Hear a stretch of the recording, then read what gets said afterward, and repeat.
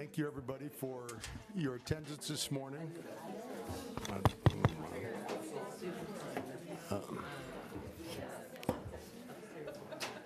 Okay. Good morning, everybody, and thank you for your attendance this morning. I'm sorry that we started just a couple of minutes late, but this will be the beginning or the start of our Board of Health meeting for the month of February. I'm going to start off with a board member roll call. Start with our Vice President, Doris Ralston. Present. Commissioner Corey Applegate. Here. Mr. Hunter Barnett. Here. Dr. Deborah Chan. Here. Councilmember Dave Donaldson. Here. Commissioner Carrie Geithner. Here. Mayor Glant Havner. Here. And Dr. Richard Vu has informed me that he's traveling today, so he's not able to make it with us this morning. And my name is Ted Colas, the President of the Board of Health. We need a motion to approve the agenda. Doris Ralston, so moved. Thank you. And thank you, Mayor Havner. All in favor of approval of the agenda, let it be known by saying aye. Aye. Aye, thank you. And now we're going to move on to Board of Health comments. And I'm going to start at the far end of the room with Councilmember Donaldson. Yeah, thank you, Mr. President. And I would, of course, have comments for Susan, but I'll hold those for the appropriate part of the agenda. Okay. And I'm not sure what the appropriate part of the agenda is. We'll see how we come around on that. Retirement proclamation. Oh, the retirement proclamation, okay. Yeah. All right, and let's go on to Commissioner Geithner. I have no comments this morning, thank you. Okay. Mr. Barnett? No comments. Okay. And Doris? No comment. Okay. Mayor Havner? I will wait till the appropriate time as well. Okay. I have comments for both of you. Okay. And Commissioner Applegate? Nothing at this time. Okay. Dr. Chan?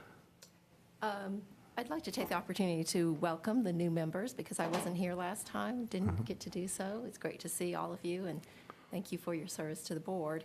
And also shed a tear for the ones who are leaving, and I'll just reserve comments until a bit later. Okay. All right, thank you. And I really don't have any comments this morning either. Bittersweet morning for me to be at the last Board of Health meeting that I'll be a part of. And I want to take this opportunity to just say thank you for allowing me to come alongside you and the work that you're doing for the citizens of El Paso County. It's been a pleasure. It's been 4 years that went by pretty quickly for me.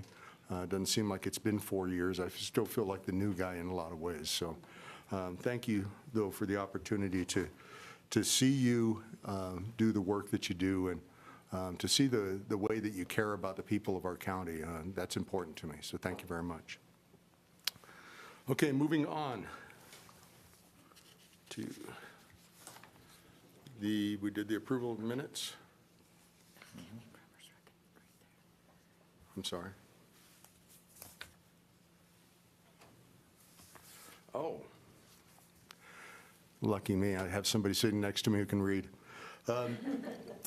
I have, as part of my board of comments, last week, or last month, we talked about Commissioner Bremer. She was a part of this board for quite a while, for a long time, and she wasn't able to be here with us last week. Last month, we didn't get to recognize her and thank her for her service. I'd like to take that opportunity today, this morning, to thank Commissioner Bremer for the work that she's done. Thank you for being here this morning. Take a time out of your schedule to be here. You're no longer required, but you're here anyway.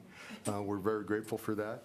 I do have a certificate of appreciation for you, Cammie, for the time that you spent with the Board of Health, and very much appreciate not only the work that you did for the Board of Health, but I appreciate the friendship that we've been able to develop over the last few years and getting to know you. And again, as I mentioned, for the members of the public health team, the same goes through for you and really for all of our elected officials. Service to the community is a big deal to me. Service to your fellow citizens means a lot.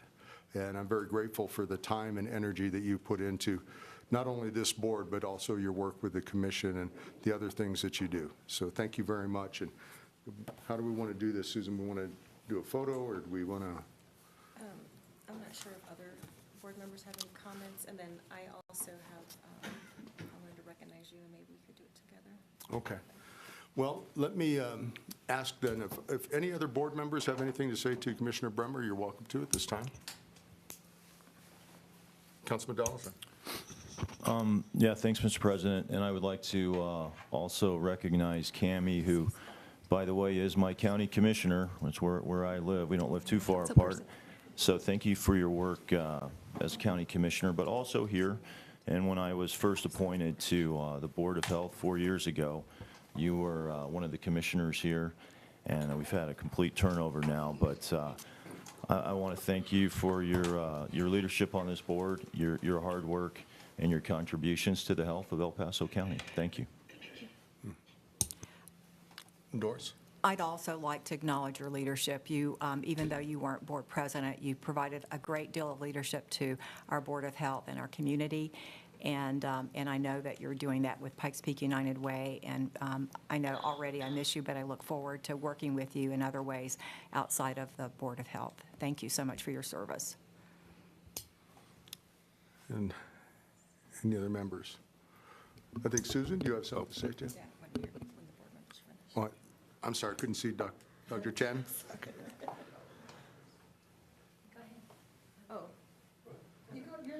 Sorry, I can't see.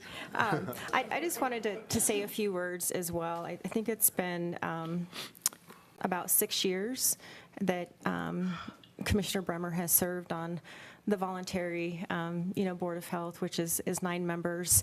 And I've always respected her leadership and her voice within the meetings, and what I've received from staff unsolicited is just that you are a voice of reason, and they really respect your leadership, and that has been throughout the years. And I really appreciate when I get comments about board members, because it's so important, the Board of Health leadership, as it relates to the health and well-being of our entire team and the community. Some of you might know this, some of you might not, but I met Commissioner Bremer when she was I think it was a communications specialist at the City of Colorado Springs, and I was relatively new as well when I started in 1999, and then was promoted to a public health information officer. And back at that time, 2003, West Nile virus had emerged, and that was, we always have different emerging threats within local public health, and she was someone that I had met through pulling together a collaborative, and I greatly appreciated her tenacity and her work ethic, and we've worked on numerous different projects throughout the years. And as a Board of Health member, your leadership with supporting youth mental health and the establishment of those efforts that are building today, and very challenging work, as well as the initiation and start of a youth substance use prevention program in the city of Fountain. And there's so much more that you have contributed to the Board of Health, and especially through some very tumultuous times. Just wanted to extend some great gratitude towards you for your leadership and the support of the entire public health team. So thank you. Okay, I think it's your turn. Thank you. Well, thanks for the opportunity to be here today. I did not know when I sat here at the December meeting, or maybe November meeting, that it was going to be my last, but one of my greatest honors in serving this community has been serving on this board. And it's also, what I will say is that it's very strange to sit back here with just my purse. I don't have my notebook, my computer. I didn't walk in with the agenda ready. But to know that each of you are here doing that, that you're taking your role here seriously, and to know too that the community the community needs to know your presence, your leadership of this department. And you provide that by stewarding the finances, by stewarding what initiatives are begun here. And a lot of great work starts right here with you board members, knowing what's going on in the department. So I appreciate your time to do that. I also want to turn around if I can. Sorry, you guys get the bad view. I just want to say that it's also been a real privilege to honor the work that all of you do in the community. I believe that there is, for better or for worse, there is now a very heightened, raised recognition of what you all do from the ground up, literally. And I'm so appreciative of that. I'm so appreciative that we have the opportunity to tell the story of all the work that goes on behind the scenes in public health, and I'm just so very proud to have been able to represent you all in that way. Thanks for taking the time today, and I will just enjoy the meeting. Okay. That's okay, we can give her a hand. And I would like to move on to another recognition. And as you know, Ted Colas is also stepping down. His last meeting will be today, and we want to extend appreciation for his service and his service of joining the board was in 2021, and then he was elected president on December 14th, 2022. And so he's been serving in the Board of Health president role for a few years now. And I met Ted when he was a Colorado Springs Fire Department chief and worked on the COVID pandemic through the Office of Pikes Peak Office of Emergency Management, and he expressed an interest in serving on the board.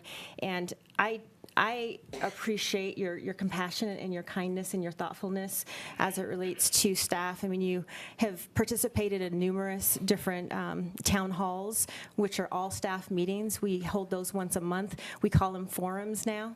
And showing up for staff, also any board member is welcome to do so, and staff to appreciate getting to know their board members. And you've showed up to employee appreciation lunches, and you've also had a passion for emergency preparedness as it relates to our emergency preparedness program and what we're doing related to drills and exercises, full-scale functional exercises. But you've always been a really great leader on the Board of Health, and staff really appreciate you, and we appreciate your service, and I know that you will be missed.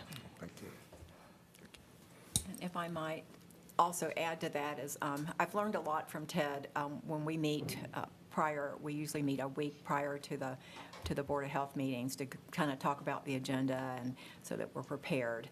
And he's taught me a lot, as I'm sure he's taught a lot of us a lot, because he's got a lot of wisdom to share, and he's been a very strong leader, and he certainly knows about, with his former role as chief, fire chief for the city of Colorado Springs, he certainly knows about leadership and how to work with people and relationship building and all of that, and he's been exemplary. And I felt privileged to walk this walk alongside you, so thank you so much.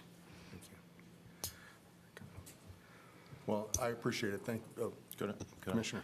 And Ted, I also want to just say thank you for your service over these last 4 years. And I think you've brought a real steady and calm demeanor to the president of the Board of Health. And I appreciate that. And you've always been willing to listen to, all opinions, all views. And you've done a great job running the board in these meetings. So I know you need to turn your full efforts in a different direction right now, but thank you for your service during these 4 years. You're very welcome. Thank you.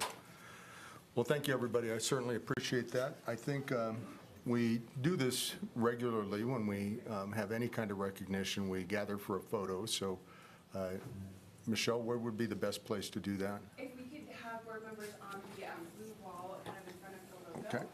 And Commissioner Bremer, please come up. This is for you.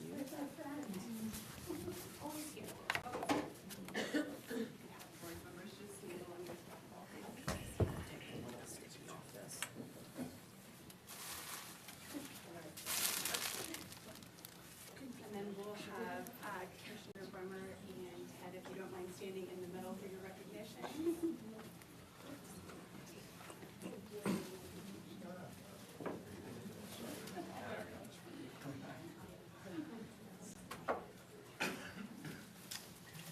You should be in the middle too. Three of you in the middle. All of you in the middle. Everybody in the middle. All right, I'll take a view with the camera.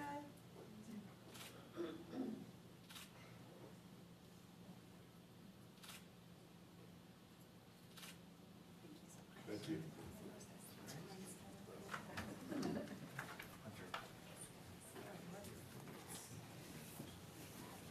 You don't have to get dressed anymore. You get to like wear leggings every day.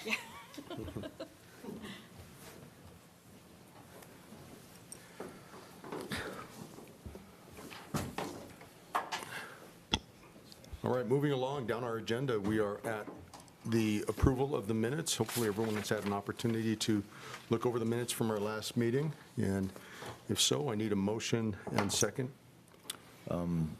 So moved, Councilman Donaldson. Thank you, Second. and thank you, Mayor Havener. All in favor of approval of the minutes, let it be known by saying aye. Aye. Any opposed? And there is none. Moving on to public comment. And looking over here to see, we do have public comment? Yes, we do, sir. We have Ann Esch online. Okay. Ms. Esch, can you hear me? Oh, yes. Can you hear me? Yes, we can.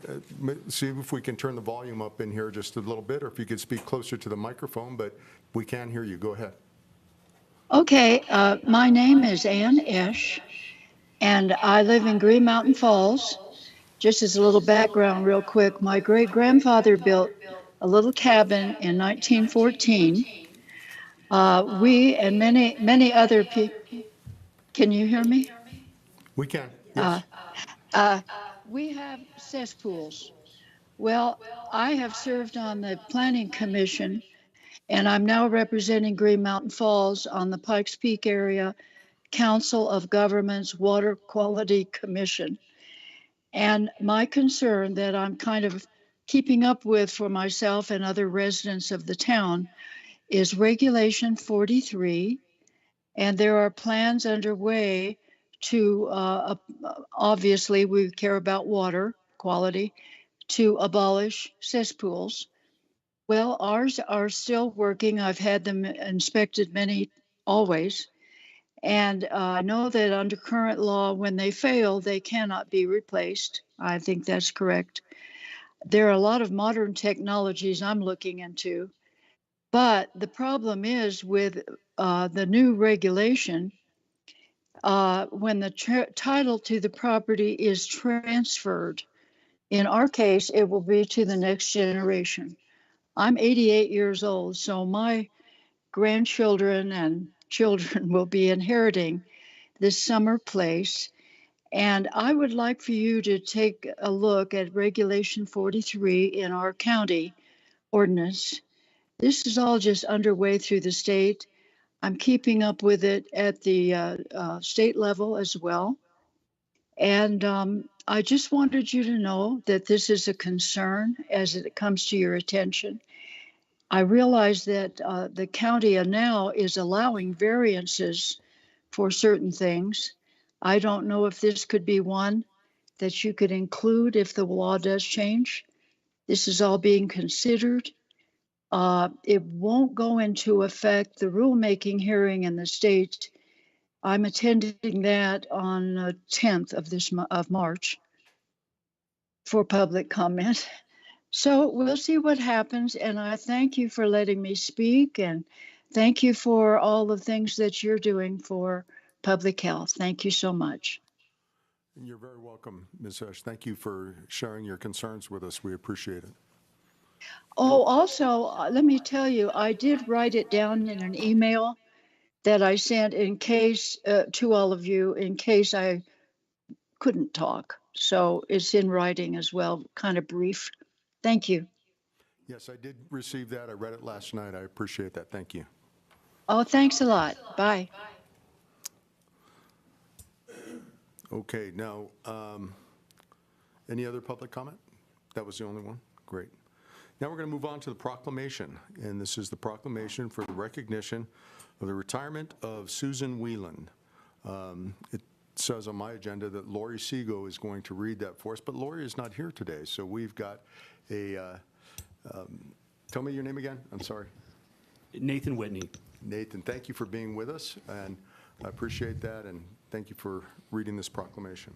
Right. And- The and Mis- proclamation is entitled Proclamation Mr. Recognizing. President, if I could, there's a couple Yes. things I would like to read, kind of leading up to the proclamation, Oh, okay. if that would be okay. I apologize kind of for set that. the stage I for should it. have recognized that earlier, but let's start then with Councilman Donaldson. Okay, I appreciate that. And the shorter of the two is something that we did at City Council yesterday, and it's a certificate of appreciation which were presented to several women. It's Women's History Month, and so one was presented to Susan, and it says Certificate of Appreciation, Women's History Month, March 2025. The City of Colorado Springs wishes to acknowledge Susan Whelan as a woman contributing to and making history. Awarded this 25th day of February 2025. So that happened yesterday at City Council, and there were comments. I thank Susan for her 25 years of service to the county and the city in her various roles with public health, and her, especially during my 4 years here on the Board of Health. So I'm sure we're going to have comments from others today on the board. The second thing I would like to share is something that's being read today up at the State Senate, up in Denver. And this is from Senator Paul Lundeen, who does represent the part of the state or the city that Susan lives in. And this is from Senator Lundeen. And what it says is, Dear Susan, it is my great honor to extend my heartfelt congratulations on your well-earned retirement. Your years of dedicated service to the people of El Paso County, particularly your leadership as Public Health Director, have left an indelible mark on our community. Your commitment to safeguarding public health while upholding the fundamental values of our society exemplifies what every public servant should strive to be. Enclosed with this letter, you will find a copy of the tribute that was read, and in fact it may still be about to be read up there today, on the floor of the Colorado Senate on February 26th today. This recognition is a small token of appreciation for the immense impact you have had on the lives of so many. Your steady leadership during the COVID-19 pandemic is a testament to your wisdom, integrity, and deep care for the people you served. On behalf of the Colorado Senate, the people of El Paso County, and all those who have benefited from your work, thank you for your years of honorable service. I wish you a fulfilling and joyful retirement, knowing that your legacy will continue to inspire those who follow in your footsteps. With deepest gratitude and best wishes, Paul Lundeen, Minority Leader of the Colorado Senate. And that is that document. And then finally, I'd like to just share the actual document which will be read today in the Senate. And it says, the Senate of the Colorado Legislature convened in the first regular session of the 75th General Assembly hereby extends heartiest congratulations and commendation to Susan Whelan on the occasion of her retirement and for her service to the people of El Paso County. Ms. Whelan has dedicated her career to safeguarding public health with compassion, professionalism, and an unwavering commitment to the people of El Paso County. As Public Health Director of El Paso County, Ms. Whelan navigated the challenges of the COVID-19 pandemic with steady leadership, guiding the county in a way that protected both public health and constitutional freedoms. Ms. Whelan played a vital role in allowing churches and other social establishments to operate safely during the pandemic, recognizing the essential role of community in the well-being of citizens. The Senate extends its deepest gratitude to Susan Whelan for her years of honorable service and leadership, congratulates her on a well-earned retirement, and wishes her continued success in all future endeavors. On request of Senator Paul Lundeen, given this 26th day of February 2025, State Capitol, Denver, Colorado, and signed by James Coleman, President of the Senate. And so there's that one. And with that, I think that's a nice lead up to the resolution which we will read here today. Thank you, and I'll Before we proceed. begin, can I get a point of clarification? Sorry. Are we doing comments before the resolution then or after? I just want to make sure I understand what the procedure is here We'll do today. them after. Thank you. So if I may proceed. Whereas Susan Whelan began her career with El Paso County Public Health as an environmental health specialist in 1999 and has held numerous other positions with the agency, culminating in her appointment as Public Health Director in February 2019. Whereas under Susan's leadership, Public Health has celebrated several notable successes, including expanding services to citizens of El Paso County through development of increased funding streams, mobile services, and opening a new public health facility in southern El Paso County. And whereas also during Susan's tenure, Public Health created new programs to address youth mental health and wellness and provided community behavioral health tools and resources. And whereas Susan guided Public Health through the COVID-19 pandemic with a commitment to data-driven and evidence-based practices.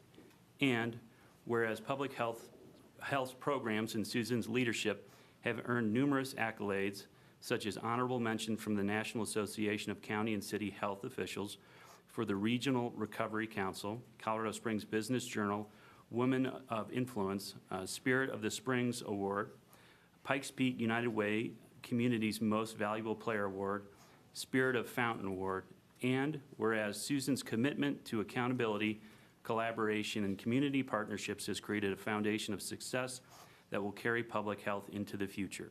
Now, therefore, the El Paso County Board of Health hereby proclaims its gratitude to Susan Whelan for 25 years of service to El Paso County and wishes her the best in retirement. Thank you very much. And that is concluded by saying moved, seconded, and adopted by the El Paso County Board of Health. And its meeting held today, February 26, 2025. So, okay, yep, we will go on to comments. I do have another clarification. So you said it was, I'm hearing your comments. Who moved and seconded the It proclamation? hasn't been done yet. Okay, so you're saying you're asking for that at this point? Well, we're going to do comments first. Okay. Then I'll ask. So I take no joy in having to make these comments today, but I will not be able to vote yes on this proclamation. And the reason is because I fundamentally disagree with some of the things that were said in the proclamation. Truth is very important to me. I don't think that this body exists for the benefit of all of us inside of these doors. I think that this body exists for the benefit of those outside of these doors. And so this should not be an internal facing process only. It needs to be accountable to the public as well. That word accountability strikes me in this. But I do not believe that things were conducted with evidence-based practices during the COVID pandemic, and I do not believe that there was accountability for things that happened during that pandemic. So just to demonstrate this, I want to just read an email that was sent to Ms. Whelan. It was sent to me, it was sent to Commissioner Bremer, I believe Commissioner Gonzalez, former Commissioner Gonzalez, I believe also to Councilmember Donaldson, and it is why when I hear all of these things being said, I think we have to stand for truth. In this time after COVID, we're hearing a lot of people want to sweep things under the rug and pretend things that happened didn't happen or not have accountability. I think it's important to talk about those things, so that's why I think it's important that we do this today. So this is an email from Tom LaValle, who was a former D20 board president. Dear Ms. Whelan, I'm on the Academy School District Board of Education. However, I'm not speaking for the board or the district in this email, but it is directly related to our district. There's been a longstanding commitment from the El Paso County Health Department that you would not impose any requirements regarding COVID mass quarantines, et cetera, unless the state mandated such requirements, i.e., you would not be more restrictive than the state. It is my understanding from the state is no longer a requirement from the state to quarantine healthy students who have been exposed at school. Yet you have inexplicably now imposed such a mandate on all county school districts. Why have you done this? The commitment you made several weeks ago to superintendents that the quarantine requirements were going away was sound policy and made sense. Board members were notified, and we expected these restrictions to be lifted immediately since the state removed the mandate. You have reneged on your commitment to the districts in this county. I urge you to please end the quarantine mandates now. Please don't make us wait until the middle of December to lift this restriction. Honor your previous commitment to not impose stricter mandates than the state. Respectfully, Tom LaValle. So this is one sample of many of the outcries that I received personally from the community at this time, asking me why things were not happening that had said I was told these things would be happening, and then those things did not happen. It eroded trust in our community. It continues to be an issue. As those of us who are elected know, trust in government is an all-time low, and much of it has to do with the things that happened during this pandemic. So this is very important to me. I personally stood before hundreds of people, and defended this body before I was a board member. I defended that the state was making these decisions, not the county. I said that I had spoken to board members and to Ms. Whelan, and I had very specifically said, I trust that what they're saying is accurate, that when the state lifts this, I put myself, and I was made a liar to my community because of the backtrack on what was stated publicly to the community and to me. So with that, I'm going to respectfully have to be a no on this proclamation, though of course always wish everyone a happy retirement. Okay, other board member comments? I'd like to comment. I think your remarks are totally inappropriate. You weren't serving on this Board of Health at the time. Yes, you were county commissioner, but you don't know all the backstories and all the relationship building that Ms. Whelan did and all the struggles. And I think it's totally inappropriate for you. This is your second Board of Health meeting to come in here and say these things. It's totally inappropriate. Let me go on to other board members. If there was just a personal attack, I'd like to respond, please, and ask the respect of the chair to do that. Okay. I have freedom of speech, and that's part of the concern with the way that this board has operated. The arrogance that was showed to community members who came to speak to this board was also a problem. So you may have your opinion and I may have mine. There's nothing inappropriate about me exercising my rights to free speech in service to the people who elected me to do this job. Thank you. I would just go on to say that there's an appropriate time and place for that. This is not that. And I'm going to step in, and I don't want a back and forth between board members. That's not healthy for anybody. It's not good for all of us. We're here to celebrate Susan's retirement. Your choice not to vote is respected. You don't have to vote. She's a no vote. Okay, no vote. I would say that I was on the board during part of the pandemic, not all of it, and there was a lot of flux. I will also say that we listened to every citizen who showed up here. Every citizen was given their our full attention when they showed up here. During that time of flux, during the pandemic, a lot of changes happened, and a lot of changes happened at the spur of the moment. And sometimes we couldn't even keep up with the changes. So if there was any misinformation or any changes that happened after a statement was made, that is likely would fall on the board as much as it would fall on any individual because we were trying to keep up with things as they happened. Did we learn a lot and learn on the go during the pandemic? Did we not know what we were doing at the beginning? Absolutely. It was brand new. And we learned as we went as best we could. And we did, as a board, make decisions that we felt were in the best interest of the citizens of El Paso County. If they did not all play out correctly, put that on me if I was the board president. We did the best that we could with the information that we were given that was often changing by the moment. So your comments are appreciated, and your vote is appreciated too. You're welcome to that. Now I'm going to open it up to other board members that might have something to say. Given the current dispute on this issue, I'm going to recuse myself from this vote. Understood. Mr. President. Yes, Mr. Donaldson. Yeah, thank you. I think it's important to remember we're recognizing Susan today for 25 years of service, not 1 year during COVID or one event. You know, I came on in 2021, as you did, Ted, kind of in the middle of the COVID thing, and you know, I had some strong disagreement with other board members on the proper policies for the Board of Health. So there's no doubt where I was on that. But I'm perfectly comfortable voting yes for Susan, recognizing her 25 years of service. And on the Board of Health, Susan was always willing to listen to all sides and really enact the policy she was given by the board. And there is a time to realize people were acting with less than perfect information at that time. So, you know, we have to get past that at some point.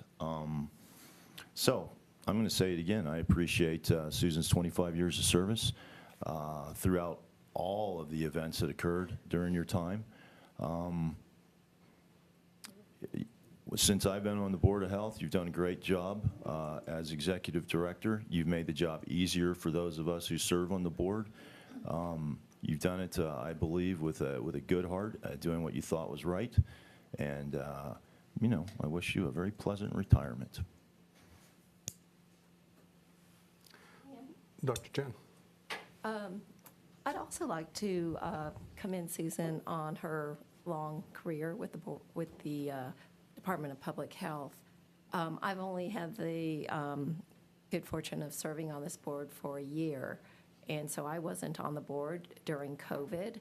I will, you know, be honest that I did not support many of the federal, state, and local actions. But again, I recognize some of the information that was disseminated, particularly from a federal level, was not entirely accurate.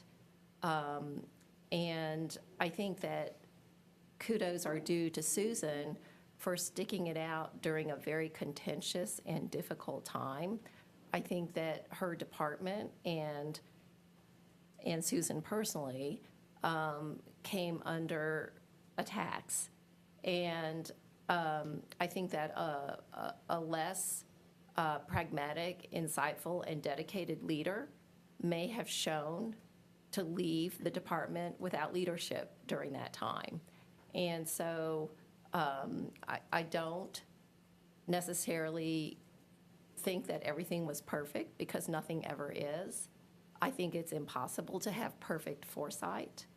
And again, I think that our federal and state leadership did a disservice to public health by pushing information and narrative that may not have been true, and perhaps at the time they didn't know that it was untrue.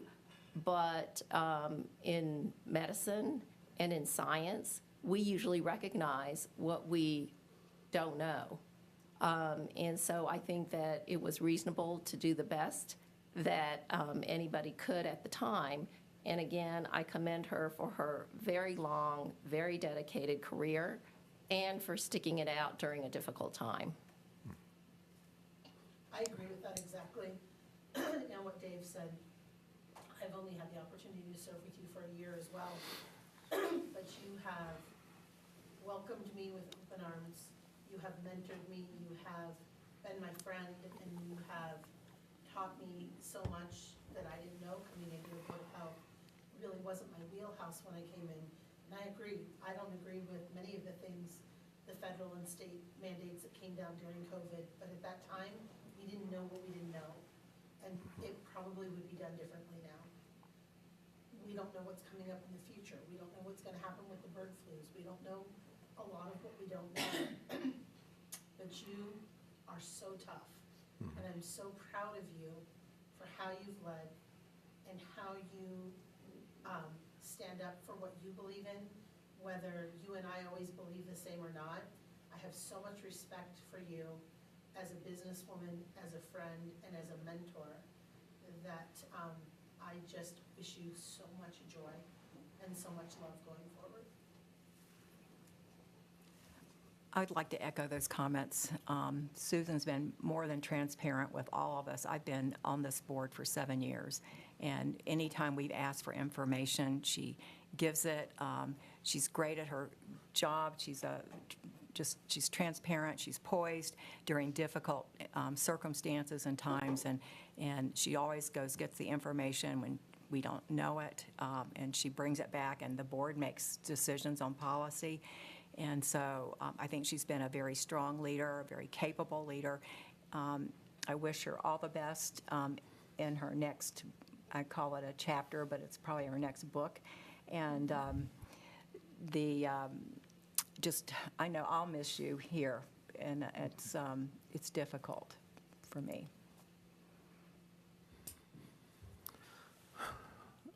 I see hands in the audience that it looks like other people have comments that they would like to make in regard to Miss Whelan's proclamation. So please come forward and state your name when you get up here so we know where you're from. Thank you. My name is Nicole Johnston, and I am an El Paso County resident. I live in unincorporated El Paso County. Commissioner Williams is my county commissioner. And I just want to say on a few things personally. Quickly want to address, I'm a D20 parent to three children, and I absolutely support prioritizing and how that was handled for my children. So I do feel like it's important to say that. But I also want to talk about the legacy that Director Whelan is leaving. I work with issues around suicide prevention and behavioral health, and Director Whelan had championed suicide prevention among youth before a lot of people did, and really you created this legacy that has impacted so many families and youth in our county. So I want to let you know I appreciate that, and also a lot of times with cities and counties, there isn't a lot of communication and collaboration, and Director Whelan has been a leader in collaborating for years since I've been in this work, and specifically around what we're going to talk about with the Community Health Improvement Plan, really bringing in like how cities and partners can support and work with that, safe media messaging. Director Whelan talked about the importance of that and really led a public service announcement to increase that education. And Pikes Peak Rising has been an incredible resource for our community. I could go on and on, but I do just want to say, with all of this, navigating politics and public health, I wouldn't want to wish on anyone. And I hope that we can really focus on the legacy and the positive strides and progress that Director Whelan has made. So thank you. I see a hand back there. You need to come up and identify yourself. Good morning, board. Good How are morning. you doing? This is the first meeting I've been to in 7 years. Sir, would you state your Blanche is name? my mayor, so she works for me. And, Sir, would you state your name, oh, please? I'm sorry, Dan Martindale. Thank you. How are you? I live in Palmer Lake. Doris, you have been the anchor, I guess, for 7 years, I think, on this board. In 7 years, I know about 3 people in this audience. Lots of new faces. I just wanted to come up here and, Susan, how are you doing? I'm doing great. You look great. You look great. I've been friends with Susan for a quarter of a century. She was my coworker here. I started here at the health department in 1995, so it's been 30 years since I started here. I just want to thank Susan. I want to thank this volunteer board. and all the board members that have served past and when I was here as well. You don't get a lot of positive accolades. You only hear things when people aren't happy with you. I don't think most residents in El Paso County know exactly what public health does. They know that they get up and their drinking water is clean. They know that the food that they eat at the restaurant is safe. But there's a lot of hard work that goes on every single day from the leadership team here, from the leader, and from all the staff. And I think people need to remember that. I've been kind of out of touch since I've left the health department, but in listening to the proclamation, boy, Susan, you've been busy. And a lot of people really know that you have done a tremendous job, and it's not easy. I remember meeting you the first day, I think, that you started. I remember you were working in TV up in Denver, correct? Doing something up in... Environmental health. No, not here, but you came from... Oh, TV, yes. Yeah. Follow me. TV, follow I me. said TV. No. TV. But I think I met you the very first day that you started here, and you must have been 29, 30-something. At that point, you seemed very timid to me, lacking a little confidence, right? But now today, look at, this is a culmination. This is a culmination of all your hard work, of your confidence building. Just like me, you've probably served in every different department here at the health department. We go back, and this used to be called the El Paso County Department of Public Health and Environment. So that's how far back we go. But I don't want to take any more time. You've got a great retirement party, it sounds like, coming up at 2 o'clock this afternoon. So I'll be there. And I just, again, wanted to thank you for all your hard work, your dedication, the dedication of your board, your leadership team, and your staff. And I hope that you enjoy your retirement. You're at such a young age, though. I'm sure you're probably going to have another chapter or two after you leave here. But take a little time, have a little sabbatical, and enjoy yourself with your family. Okay? Thank you. Yes, ma'am.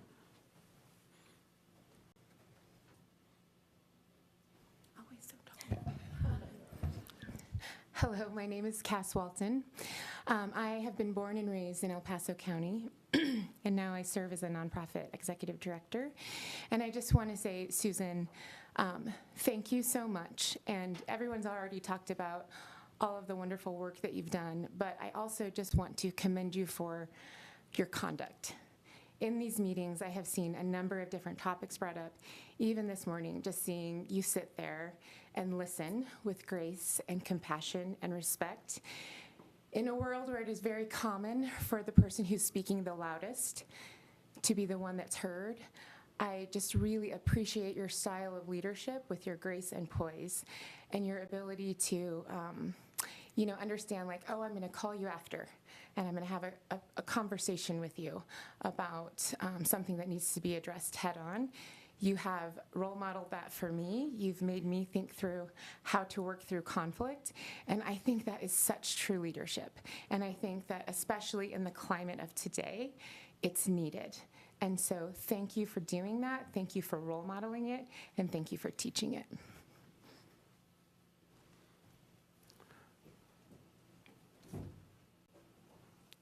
Here comes a familiar face. Hello, Board of Health. And I'm I Sally have to ask you to Clark. state your name. I you am do. going to. I interrupted you. I do forget that occasionally, too. I'm Sally Clark, and I've known Susan in many different roles, and she's known me in many different roles. I served on the city council. I was a county commissioner. And we worked on quite a few initiatives over the years. So I want to concentrate now to just tell you a little bit about things that maybe haven't been mentioned about Susan. And I do remember Dan Martindale from being our director. In my time, I worked with 5 different directors and got to know Susan first when I think they were putting out the first community report, and how proud they were of that report. Worked with a good friend of mine, Margaret Radford, as well. and communications. And then she was also kind of recruited to help on the Go Red for Women campaign that I was working with Paulette Greenberg on to raise money for helping those with heart disease. But a couple things. West Nile virus was mentioned. No one understands public health very well. They always think of health care. And yes, that is a portion of it, but not the whole thing. And the earlier speaker, I wrote down something about cesspools. I don't know why, because I remember that coming up from Green Mountain Falls when we had a failure of one. And as a county commissioner, that was my district and had to deal with trying to figure that environmental health piece out. One of the things that I wanted to mention too was that I think the moving to this building, that was a heavy lift for the county. It was a heavy lift for the health department. We could still be over at that gorgeous building across from Memorial Park that's falling apart, but that was a tough decision on behalf of the county to consolidate to the Citizen Service Center. And Susan and Dan and others were very much involved in consolidating and moving here, so in much nicer facilities. The Not One More Child effort that DA Dan May and I worked on, the health department stepped forward to reduce child abuse and neglect and to ensure that not one more child died from child abuse. The health department was involved. Susan, you were great in being involved with NACHO. I started to call it Nacho when I was, before I really knew. But also with NACO, with National Association of Counties, and getting involved in the health committee there. A couple things as well. When we were faced with the Waldo Canyon and Black Forest fires, you stood there on the Hill and helped us in working through the air quality issues that happened during those horrific fires. As our former chief, Colas, knows, that was not an easy lift either. And there is a health department component to that. And Susan, you did that with grace. Pikes Peak Rising was mentioned. My colleague, Thomas Thompson, is here from the mayor's office, and that's been also something that the health department has leaned into and wanted to work collaboratively, because no one stands alone in public health and what happens. When it comes to just things that have happened, and whether it's a public health emergency or whether it's something environmental, that there's just so many different aspects to public health.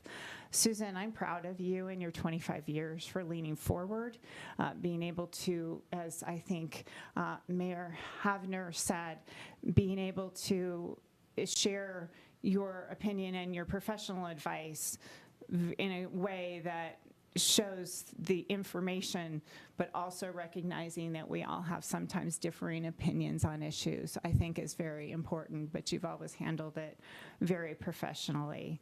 So I've appreciated knowing you. I think all these folks in the room know the leadership that you've shown. I remember when I was a city council member, and actually longtime public health director Rosemary Bakes Martin came forward and wanted to fluoridate the water in Colorado Springs Utilities, and the Colorado Springs Utilities Board turned that down. And so you don't always agree with what's going to happen going forward, but at the time we felt that it was the best move for the city of Colorado Springs not to do that because of some other health concerns. So you're not always going to agree with the public health director, but having that information is important, and telling the truth is important. So thank you and congratulations for your 25 years. Well deserved. You look way too young to retire, but it's time to get off the hamster wheel. Yes. And enjoy life a little bit. And no one ever said, that they wish that they had worked more. So it's nice to be able to take some time off and spend time with your kids and your family. Thank you. Okay, come on up. Another familiar face. Good morning, everyone. Thank you for the opportunity to be here. My name is Karen Palace. I am a El Paso County resident, a D20 parent, and I've had the pleasure to work with Susan over the last 13 years that I've been in this community. I started as the Parks Director with the city back in 2012 on a Monday, and Ted and I joined each other on that Saturday with Waldo Canyon Fire. Susan comes in not too many months later and says, hey, let's do some no smoking bans in the park. You'd think that might have been an easy solution after what our community had been through. It was not. And Susan, with the data and the work and just the grace that you have shown this community, you've done and protected our amazing open spaces by being able to be a partner and collaborative in those initiatives. I have been very grateful to have you. I know during COVID, I know it's a very difficult conversation and such, but your leadership during that time was tremendous, especially for a parks director when I have to tell the 26th kid that you can't go in the water yet until somebody leaves. That was not an easy conversation to have with children, right, as they're ready to enjoy their summer outside. You took my calls. We walked our neighborhoods together. You helped me get golfers back on because that was really important to the administration at that time.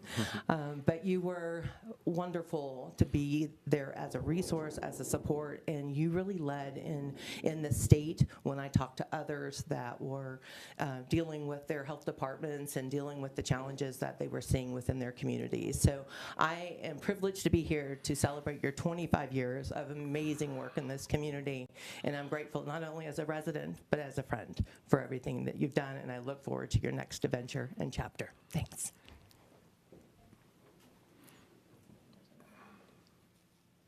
Okay.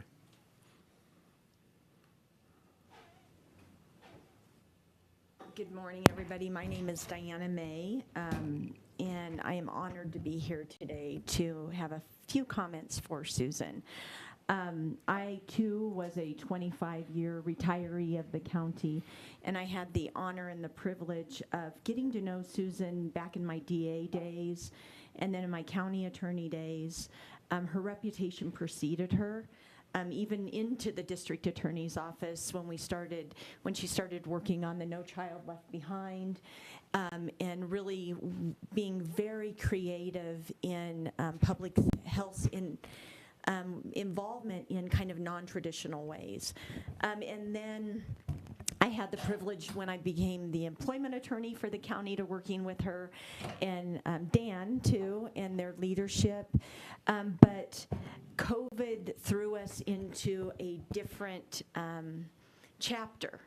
And I began working closely with Susan in her role as the director during COVID. And a couple words that I wrote down, a lot of people have already said, but I just want to share some of them. Your reputation preceded you, the respect you have of your coworkers, others in the county, the community, elected officials. Your grace, your compassion, your commitment, you're trustworthy, you have such high integrity, you're compassionate, you collaborate, your courage to do the right thing in the face of criticism and political pressure. And you showed that during COVID. And there's two things that I just want to comment. I am not now, but I was a D12 parent. And also during COVID, there was a lot going on at the time. And one of the things that I admired of you is, and you'll probably remember this word, you and Deanne and a couple others, legal creativity, right? And it was trying to make things as normal as possible in the middle of chaos. And two things that you did, I was really happy to see that Senator Lundeen commented on the church issue, but one of the things that was never done in this community was infringe upon the First Amendment right on freedom of religion. And that was not the case throughout the state. And you took legal advice on the importance of the First Amendment over the executive orders that were being issued, and you never infringed upon that important right. And I was just very thrilled to see Senator Lundin recognize that. One other thing that I want to talk about that you are known for throughout the state and this community with parents, with the superintendents, with the school boards, was your unwavering support of the schools and trying to help them maneuver through that. And that culminated in graduations. And why I say that is nobody else in the state of Colorado was having graduations for the class of 2020. You were willing to use some creativity and work closely with all the school districts so they could have their outdoor graduations. Nobody else did. And as a parent of a D12 student, your accolades that were being sung by the parents were just amazing and appreciated. Not just in D12, but D20 and out in eastern Colorado in the Woodland Park area. What you were willing to do to put some normalcy into kids that had their world turned upside down is a testament of your commitment, of your creativity, of your integrity, your honesty. And I just wanted to highlight that because that's probably something that a lot of people didn't know that you led on unless you had kids that were graduating that year. Finally, I just want to end it that during that time frame of COVID, a lot of relationships were forged, right? And I am honored from that time of COVID. The relationship that we were able to forge went from coworkers, went from peers to a deep friendship. You are a wonderful friend. You are a loyal friend. And you are just a huge asset to this community, to anyone who's got to know you. And you will be sorely missed by the county. So with that, your next steps are going to be just incredible as your last 25, and congratulations. Thank you. Okay, not seeing any others. Okay, Commissioner Bremer. Sorry, one more. Thank you again for taking the time to honor a public servant of 25 years here today. A career that cannot be summarized, incidentally, in 6 paragraphs. I love those whereases, but there aren't enough to describe the incredible work that Ms. Whelan has really set this entire department, and I think this board up for success going forward.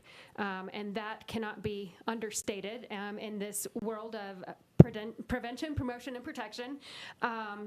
Sometimes we found that it is very difficult to measure the prevention.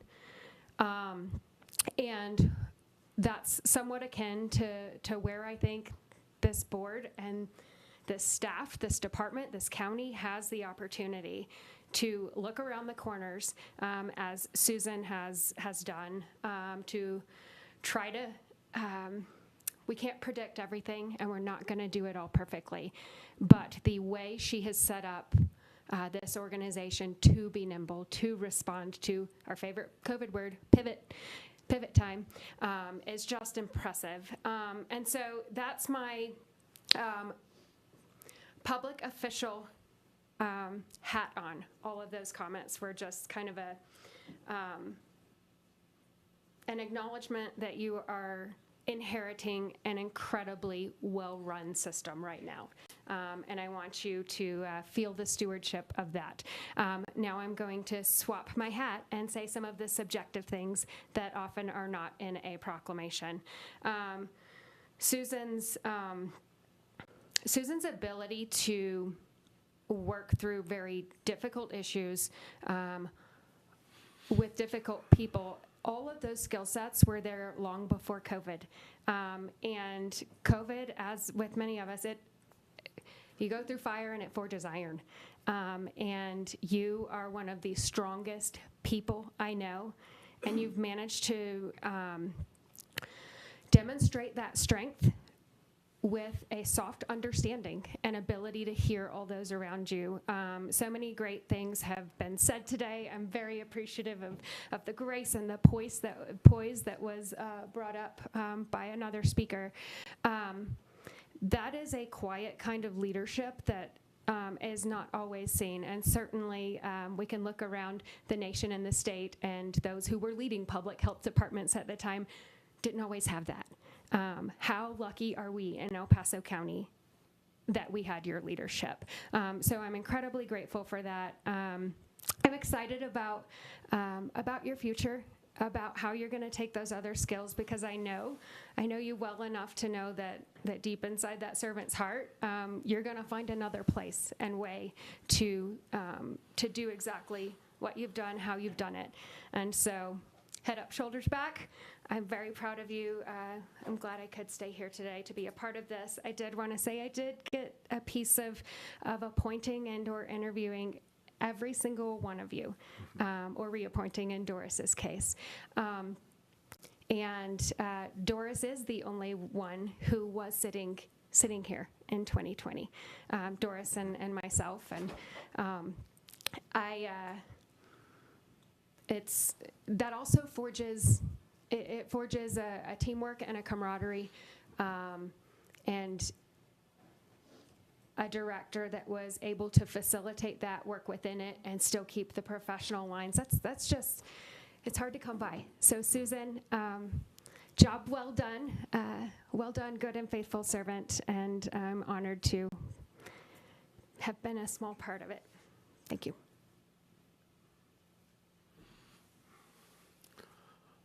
Okay, now I really don't see any more hands going up. Okay. At this time, I'm going to call for a motion and a second for the proclamation that was read with regard to Susan's retirement. Yeah, Mr. President, I'd like to move approval of the proclamation for Susan's retirement. Thank you, Councilman Donaldson. Doris Ralston, second. Oh. All right, Mayor Havener makes the second on that. All in favor of the proclamation as was read, let it be known by saying aye. Aye. Aye. Any opposed? One opposed and abstained? One abstains. Okay, well, thank you very much. And moving on. Oh, photo. Can I ask a question about the vote? Yes. Because an abstaining vote and a recusal vote is a no vote on the books, correct? No. I'm going to turn to our attorney. So. I think we have one no vote on the books, one abstention, but I believe what I heard was a majority of the quorum present voting in favor of passage of the proclamation. But I'm saying recusal is a no vote, correct? Or will it be affected in the notes as a recusal? I think it needs to be accurately reflected as a recusal. Okay. All right. Back to the blue wall. The blue wall.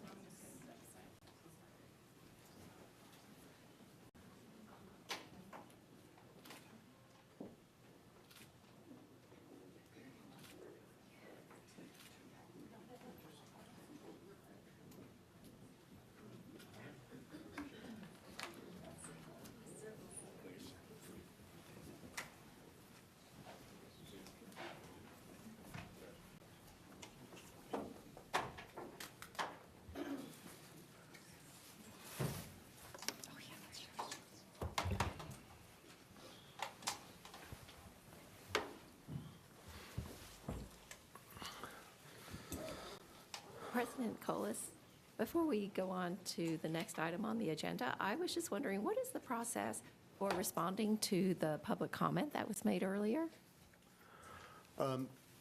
I'm going to look back, oh, wait, I don't see Kat anymore. We are aware, and normally when there is a email to the Board of Health, we put together information and work with the Board of Health president on that, and then we follow up with the entire board to keep them in the loop.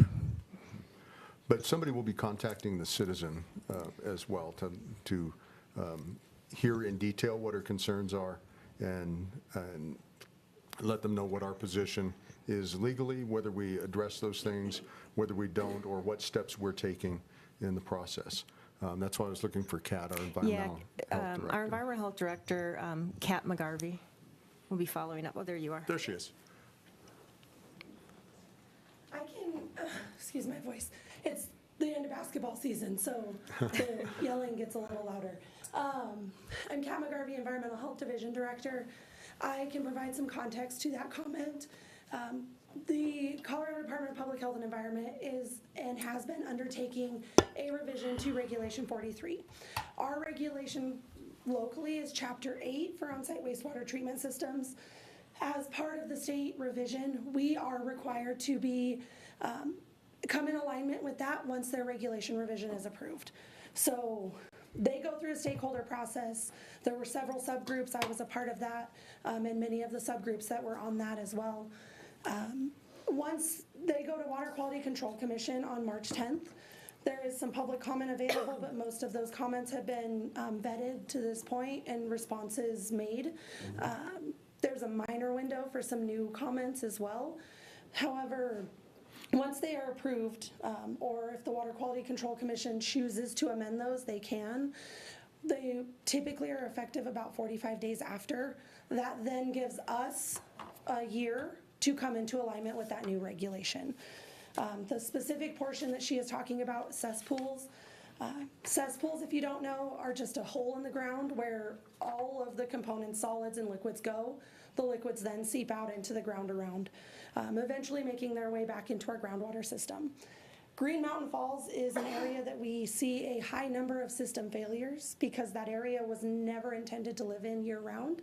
Many of those properties are very, very small, less than a quarter acre with the structure. There is no central water district in that area, not likely to be any because of the cost impact, be in the billions to run water up there. Wastewater service up there, there is water service up there, but we have known about this since the stakeholder process started. We've been discussing with all of our industry members, we've been discussing with realtors at meetings that this is coming and that we are committed to finding creative solutions to address these issues when they do come up. Some of them may be as simple as placing a tank in front of the cesspool and now it's become a seepage pit. However, the area in Green Mountain Falls, again, has one of the highest number of failures because the systems are very old and very small lots. They were never intended to be used year-round. They were intended to be used momentarily for like a week or two at a time and then rest for many weeks. And that's just not the case or the reality. So we also know that there's high E. coli loads in the water, in the groundwater coming out of that area as well. And so there's an obligation for us to protect that. And cesspools provide very minimal treatment because they're about 8 to 10, maybe even deeper, feet in the ground, which once you get that deep, there's no oxygen to create any treatment. I mean, I understand the importance of protecting our groundwater. And I think that this person, the commenter's primary concern is that she does have a summer use cabin. And I do think that it's reasonable to explore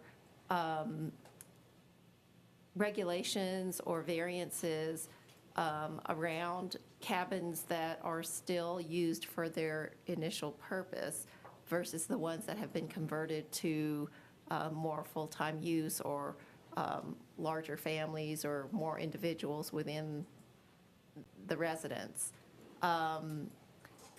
I think that her concern is quite valid, and I wonder if it might be something that the board should take a closer look at and, perhaps provide comment on. And what I understand is that in certain areas, engineered septic systems are required. and they can be incredibly expensive. They can be $100,000. And there are individuals in the county that are not turning over their properties. Like she said, this is a generational property. And the requirement to put in a septic system, particularly if it's going to be engineered, can result in that family losing their generational property. And so I think that that perhaps it might be reasonable to take a closer look as a board and see if it might be appropriate for us to provide comment and be a little bit more specific about instances in which a variance might be considered. So I would also note too that we don't require properties who are being transferred from like a mother to a son or within the family to go through our property sale process. So those properties would not be affected until that property is sold to a different family. I see. So her particular concern at this time probably is not really a concern. Correct. Okay. Yeah. Good question and great follow-up. Thank you very much. Absolutely. Okay. Thank you. Oh, good. Ms. Eiche is still with us. Thank you very much. Yeah, and you know, Mr. President, if I could just add to that, I believe we've heard about this at Colorado Springs Utilities, CSU, and I think CSU is, I don't remember exactly what we can do. I just texted a couple people asking if we're having conversations with Green Mountain Falls about helping with that. I don't know. It may be that it's just, but I'll let you know at the next meeting. I'll have a little answer. Is CSU having any involvement in trying to come up with a solution for this, utilities? Okay. Right, we are moving on to item 7 on our agenda, and that's new business, the election of a new board president. I sent out individual emails to each of the board members in the last month and asked you to consider my recommendation for replacement as the board president as being Councilman Donaldson. Got positive feedback from many of you. And so that is what I'm opening it up for. I also want to know, is there anyone else who would,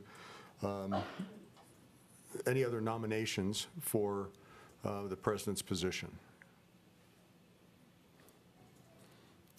And seeing no other nominations, I would entertain a motion then for the election of Councilman Dave Donaldson to be the president of the El Paso County Board of Health.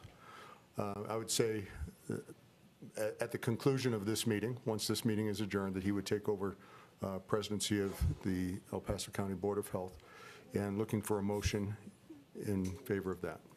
Doris Ralston, so moved. I'll second that. And thank you, Commissioner Havener.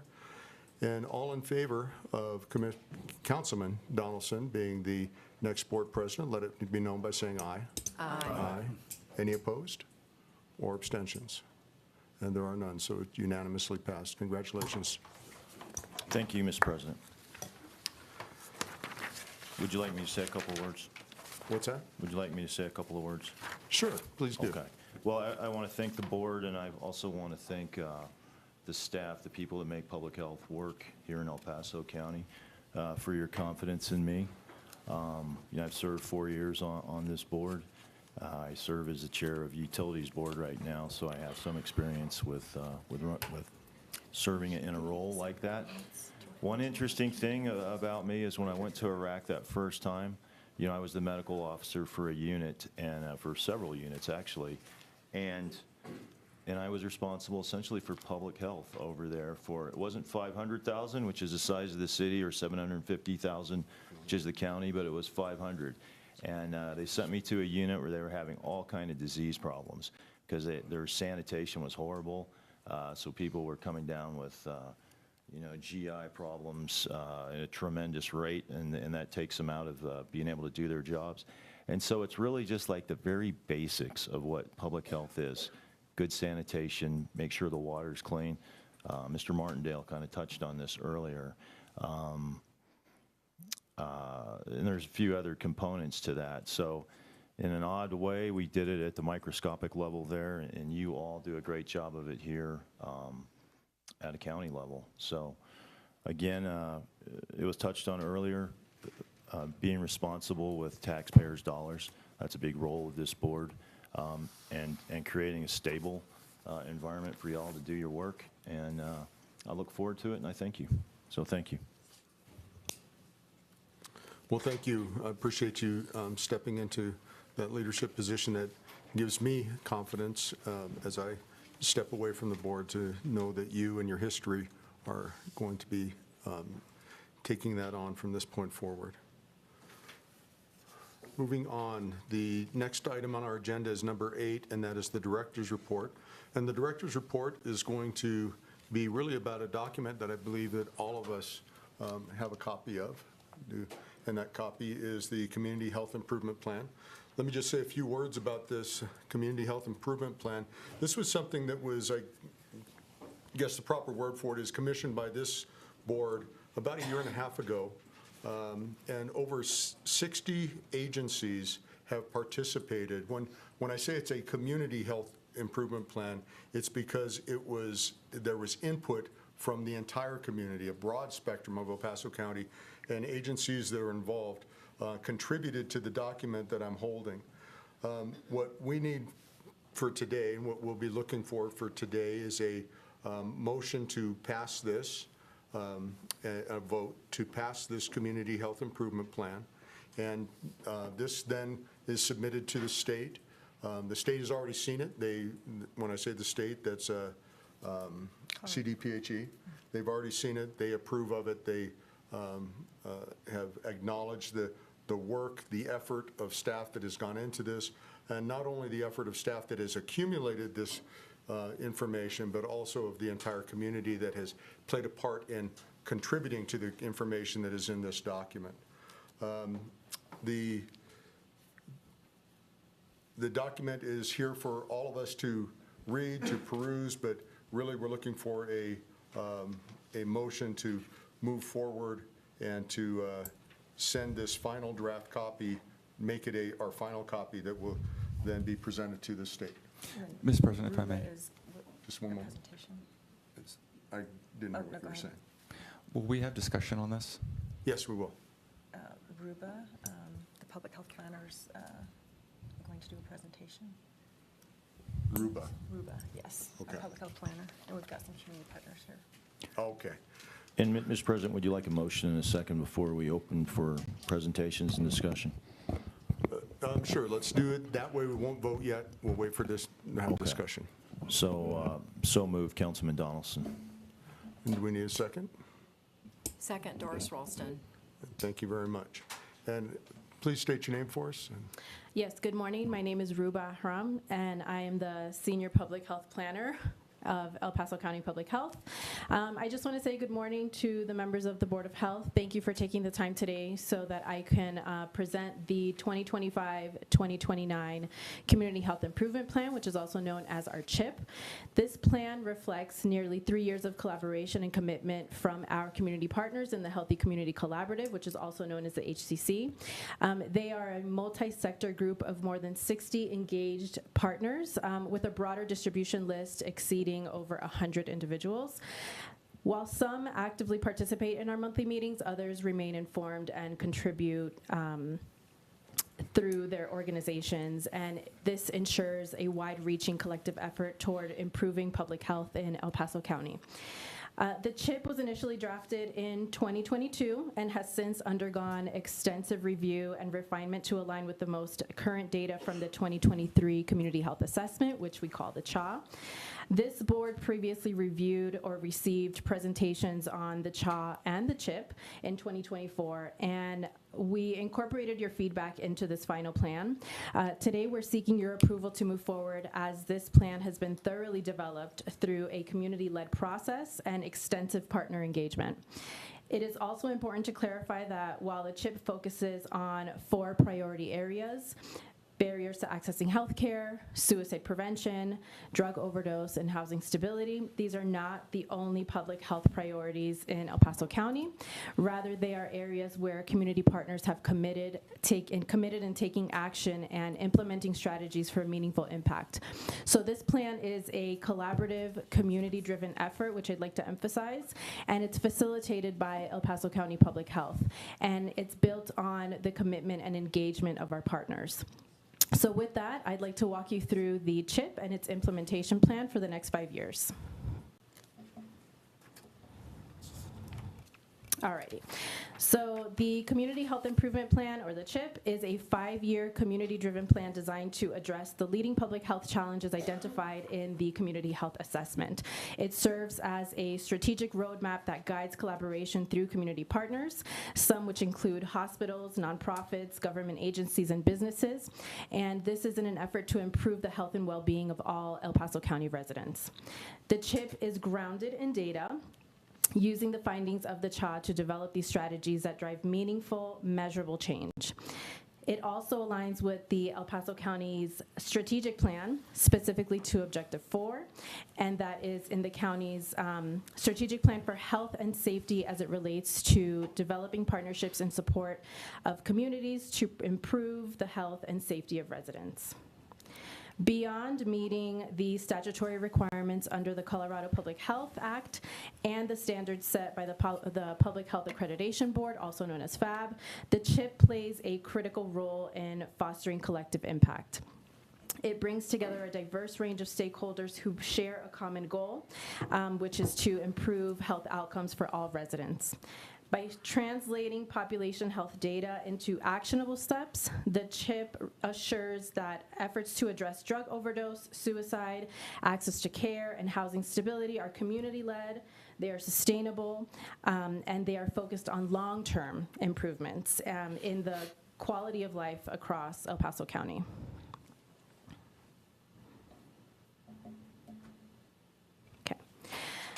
So in regards to regulatory compliance, the Colorado Public Health Act mandates that all county public health agencies conduct a CHA every 5 years to evaluate the health status and needs of the communities. Following this assessment, a CHIP is developed and outlined to outline strategic initiatives aimed at addressing the identified public health priorities.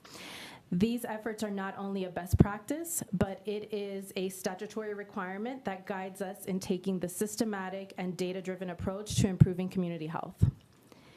Our CHA and CHIP process are aligned with the guidelines set by the Colorado Department of Health and Environment, so CDPHE, which emphasizes the importance of assessment, planning, and community collaboration in identifying and addressing these health challenges. By following these guidelines, we assure that our initiatives are evidence-based, a response to community needs, and are designed for long-term impact. Long-term is what we're emphasizing here. Through this structured process, we remain committed to fulfilling our public health responsibilities while fostering meaningful partnerships that drive the real change for El Paso County residents. All right, and here is a graphic of our Community Health Improvement Plan priority areas. So the 4 priority areas in the CHIP, which are drug overdose, suicide prevention, barriers to accessing healthcare, and housing stability. These were identified through the data-driven findings of the 2023 Community Health Assessment and extensive community input. These are areas that reflect the challenges that are affecting residents in El Paso County, and they serve as the foundation for this community-driven strategies over the next 5 years. Additionally, behavioral health was identified as the overarching framework, and this is emphasizing its influential role in shaping the overall well-being and its connection to the determinants of health. While these priority areas address specific public health concerns, they are not an exhaustive list of what public health does and the work that our department takes pride in. And so, but rather a reflection of where our community partners are focusing their efforts. For example, barriers to accessing healthcare extend beyond healthcare access itself. It also impacts chronic disease management, disease prevention, and long-term health outcomes. Furthermore, we recognize that the critical role of nutrition, exercise, and physical health also influences both mental and behavioral health outcomes. Through the CHIP, our approach is holistic, acknowledging the deep connection between mental and physical health in fostering healthier communities. Now I want to talk a little bit about how this CHIP was developed. So it was developed through a collaborative, data-driven approach that engaged the HCC, our Healthy Community Collaborative, and they have been leading the CHA and CHIP development since 2011. The 2023 CHA provided the foundation for this CHIP. It identified the priority areas through the data sources such as the U.S. Census Bureau, the Colorado Health Information Data Set, and the Behavioral Risk Factor Surveillance System, known as BRFIS. The HCC plays an important role with membership growing by 80 new partners since September 2023 to January 2025. And this demonstrates an increased engagement and commitment to this work. El Paso County Public Health and the HCC have followed the Colorado Health Assessment and Planning System, which is called CHAPS, that is led by CDPHE, and this directs each phase of the CHA and CHIP development. So this was not kind of pulled out of a hat. This is, we're following a very strategic process. These steps include planning the process, conducting a community health assessment, assessing capacity, prioritizing the issues, developing a CHIP, and its implementation and monitoring. So the finalized CHIP goals and strategies were co-developed with the HCC work groups to align with evidence-based practices and community partner capacity. Implementation is structured through the CHAPS Action Planner, and it provides a roadmap for measurable progress and accountability over the next 5 years. All right, so I'll talk a little bit about implementation and monitoring and how we're doing that with the CHIP. So the CHIP is designed with SMART goals. So these are goals that are actionable through identifying specific, measurable, achievable, relevant, and time-bound. For each priority area, the CHIP outlines clear strategies and metrics to drive the measurable improvements in health outcomes and resource access to all county residents. This is a continuous evolving effort, making sure we align community partner resources effectively. By doing so, we prevent duplication in efforts and increase awareness of available services throughout El Paso County. Progress is tracked through the defined CHIP metrics as a long-term effort, while we also monitor priority area trends annually using the El Paso County Public Health data dashboards. Additionally, we share progress updates with our HCC stakeholders, ensuring accountability, transparency, and continued collaboration. So we'd like to give updates on, like, we're doing all this work, now where are we at, you know, making sure that we're on track, and then we can, you know, pivot as needed. So I wanted to highlight what success looks like in each of these priority areas. So for example, barriers to accessing healthcare. We're looking at strengthening care coordination and increasing awareness of available health and social services. In regards to suicide prevention, we're expanding crisis response efforts and improving access to prevention's resources for all age groups. In regards to drug overdose, our goal is to reduce overdose related deaths by enhancing prevention and response efforts. And in housing stability, strengthening partnerships to improve housing accessibility and stability. So these efforts reflect the CHIP's community-driven approach and focusing on long-term sustainable improvements to the public health across El Paso County.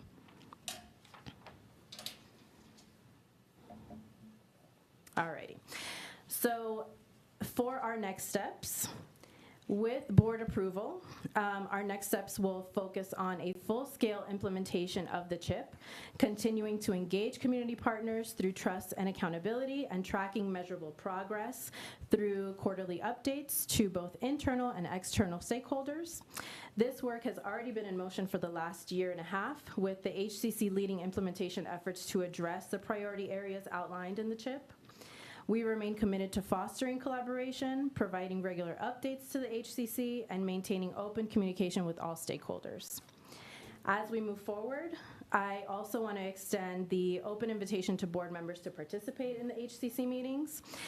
And to close, I want to emphasize that the CHIP represents a major milestone in our efforts to improve public health in El Paso County. It is a true reflection of the power of community collaboration and shared purpose.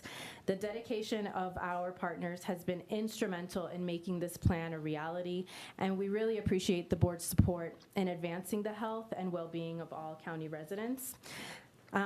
At this time, I would like to mention that we do have a CDPHE representative online. Matt Jackson is the office director and is available if you have any questions regarding the CHIP process and the statutory requirements behind that. In addition, I'd like to read a statement from Suzanne Watts, who is our HCC member representing Fort Carson Public Health. She wanted to express her appreciation and explain her engagement in the HCC. So, quote, "As a new member of the HCC, I am amazed at the community investment and involvement in the process which El Paso County Public Health has already gathered to their cause. The members of this group have proven their individual agency commitment, bettering and growing the Colorado Springs and El Paso County community. And I think this is a true measure of the HCC. I have seen the personal commitment that members have made to ensure our community is healthy. Members are working for the health of every member of the community. This team has shown a willingness to collaborate and collaborate with other agencies to ensure access to care, access to support services, and awareness of services is reaching a much broader audience. I am in awe of the level of care this coalition has shown. On a personal note, I am appreciative of the opportunity to learn how to build this type of community-based coalition. I will be emulating this process in my community and look forward to engaging with members of this team to build a similar community coalition to get improved health and reduced high-risk behaviors," end quote. And now at this time, I'd like to invite a few of our HCC members to speak on their experience, their engagement, and commitment to implementing the CHIP. These are from representatives from the Colorado Community Health Alliance and the Pikes Peak Suicide Prevention Partnership. If you all want to come up. Oh, yeah, and Megan is here. Yeah. Oh, look, we're the same. I know, we're the same. Hello, my name is Cass Walton. I'm the Executive Director of Suicide Prevention Partnership of the Pikes Peak region. And Suicide Prevention Partnership has been serving El Paso County since 1993. So our organization has gotten to see suicide prevention in a lot of different phases in this community. I am both proud and deeply grateful for the progress empowered by the data from the Community Health Assessment. My organization's mission is to unite the Pikes Peak region in suicide prevention through education, intervention, and postvention. Serving in leadership roles for both the Healthy Community Collaborative, the Youth Suicide Work Group facilitated by Public Health, and the Suicide Prevention Collaborative of El Paso County has given me the privilege to witness intentional collaboration at its finest. For the first time since I've been in my role, which I began in 2018, I am seeing alignment in our strategies, a deep respect for the work of each organization, and a spirit of partnership that enhances and amplifies our collective efforts. This collaboration has led to real, measurable impacts. More community members have been trained in basic suicide prevention. More people are aware of and accessing vital resources. And multiple organizations are showing up for one another, helping to foster meaningful connections within our community. We are developing a shared language and mental model around suicide prevention, which is critical to our success. In 2023, the El Paso County Coroner reported a slight decrease in deaths by suicide. And so some of you might not understand the significance of that. But for those of you who have been doing the work of suicide prevention across these years, it's been like banging a steel wall. And to see any crack in that wall is such a symbol of the work that is being done. And it fills me with hope. Even though the numbers for 2024 are not yet finalized, I will move forward with hope because we are finally applying best practices. And when these practices are sustained across all sectors of our community, we will continue to see a decline in suicide rates. And this is the first time I've said that with confidence and hope. We are working to create a culture of connection, improve access to resources, build protective environments, strengthen economic supports, and reduce harm by mitigating risk. These are the strategies that lead to healthier communities and lives worth living. This is the work we are committed to through HCC, and I'm grateful to be a part of it. And I wanted to thank all of you for your continued support in these efforts. Thank you, Cass.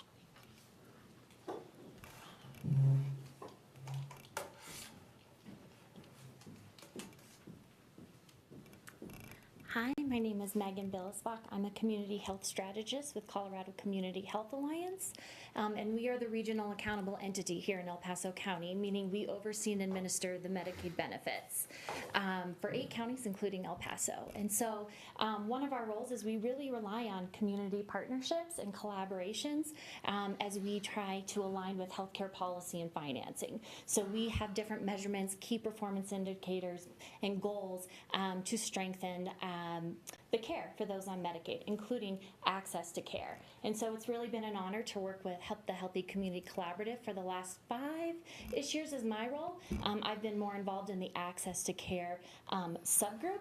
I have a unique perspective to see how that aligns with state initiatives as well, and how behavioral health through the Behavioral Health Administration remains a top priority for the state of Colorado. With Colorado Community Health Alliance, it's really been wonderful to work with the collaborative and all these other community-based organizations to really align together. As the RAY, we really rely on our community to be the experts on what the community needs. And so from my perspective, working with those in the Medicaid populations, it's really been an honor to see that the alignment between the Healthy Community Collaborative and healthcare policy and financing is really wonderful. And so I look forward to the implementation, and I think Ruba has just done an amazing job in bringing our community together. Thank you.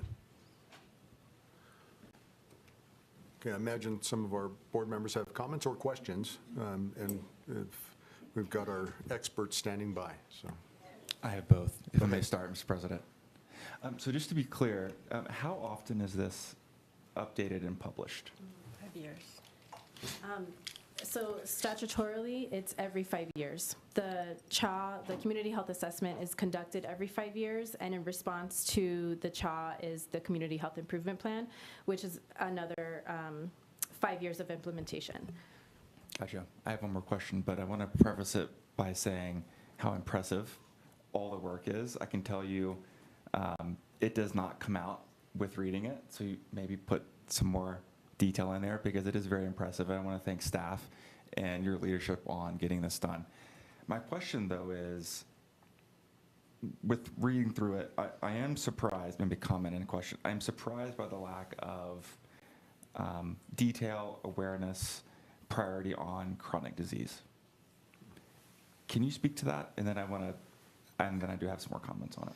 So in our 2023 Community Health Assessment, there is data on chronic disease and different reasons for death, if I'm not mistaken. And so that is in the beginning chapters of the Community Health Assessment. Now, when it came to identifying the 4 priority areas, the Healthy Community Collaborative did we presented population health data at the time. So the data from the 2023 Community Health Assessment was pulled from 2018 through 2023. Now, at that time, the data that was presented to the HCC, that was done through a prioritization metrics. There was a capacity assessment.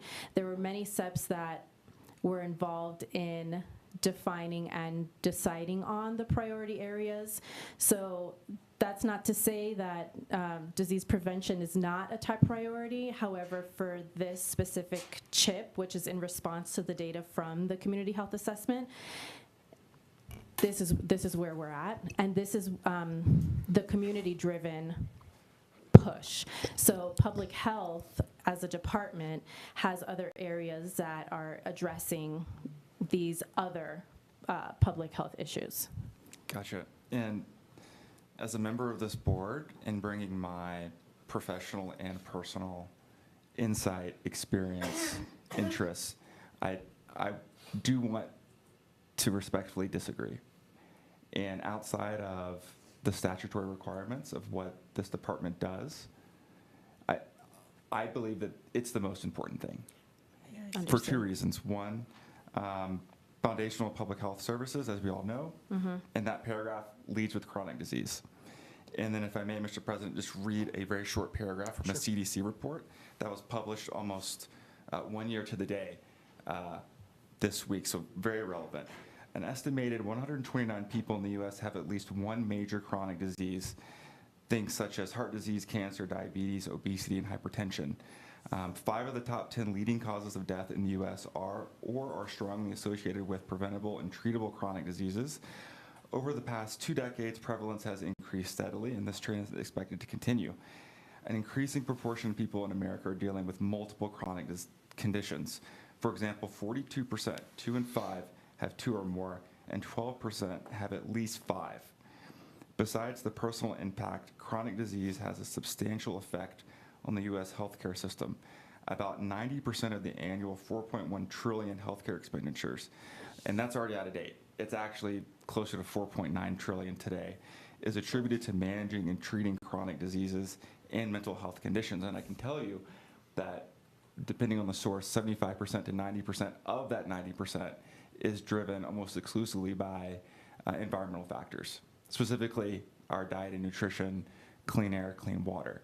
So and this is my thing that I bring to the board, and I will be a stick in the mud on this because, again, of professional and personal experiences.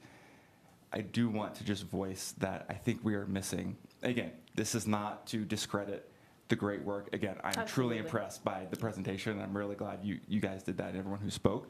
But I think this is a material, significant missing piece for public health priorities in this report because of how important the report is. Absolutely. Can I ask you what date that was reported on? Sure, and I would love to send this out. So this is from the CDC, published on February 29th, 2024, and it's called Chronic Disease Prevalence in the U.S., Sociodemographic and Geographic Variations by Zip Code Tabulation Area. So in response to that, I do acknowledge that that is a major issue. It's a major public health issue. The 2023 Community Health Assessment assessed data that was 5 years back. So from 2028, not that far ahead, from 2018 through 2023, that may not have been at the forefront of the data. So as much as we acknowledge that and we know that that, yes, definitely is a priority, at the time, the data that was shared, the population health data that was shared with the HCC, delivered a different type of assessment. So that's not to just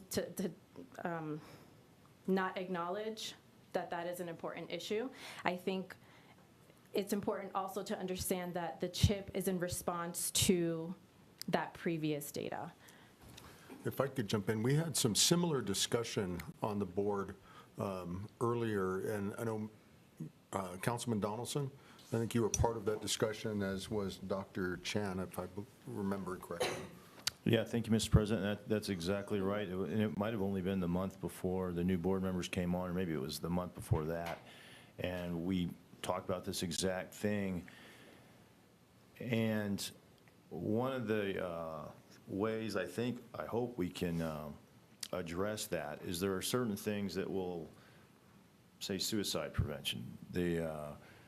one of the best treatments for mental health is exercise, right? There are studies that show it works actually better than SSRIs. Just it can be walking, and so finding things that will address chronic disease. We Dr. Chan and I, we talked about this a lot. That you know, millions of people will die from heart disease and other diseases which we can impact with an emphasis on that. So I think one of the goals is to highlight stress, promote those activities that are in here that will do both, right? Address a mental health and simultaneously address this. And I truly appreciate what you're saying, because I think it's spot on that we should address the big disease risk factors, the things that actually cause the diseases. So, thank you. And then in response to that as well, so what I mentioned in the presentation is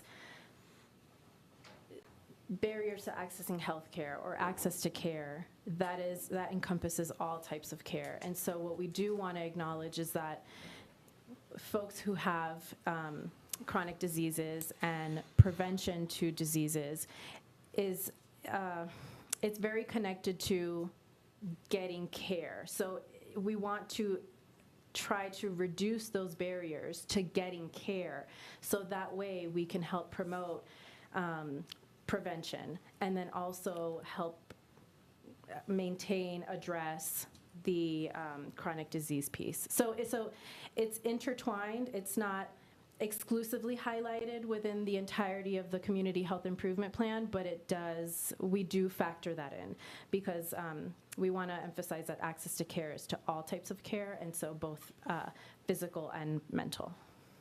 And Commissioner Geithner. Thank you. I just have a couple of questions. Number one, this is a statutory requirement. What is the deadline for adopting this?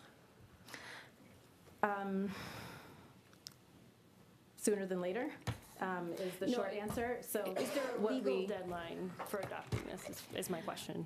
Is that something Ruba, I speak to? Sure. Matt, are you online?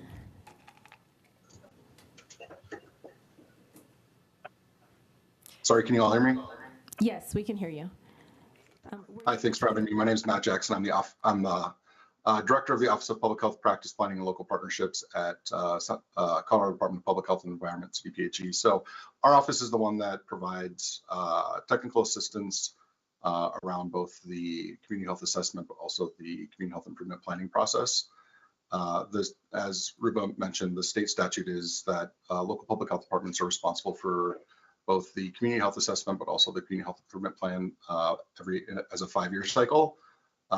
So, you know, I think we try to work with the local health departments as best we can to ensure that you all are able to pull together a plan that is going to work best for you within that time frame. So, you know, if you're already listing this as 2025, I think that would be the timeline.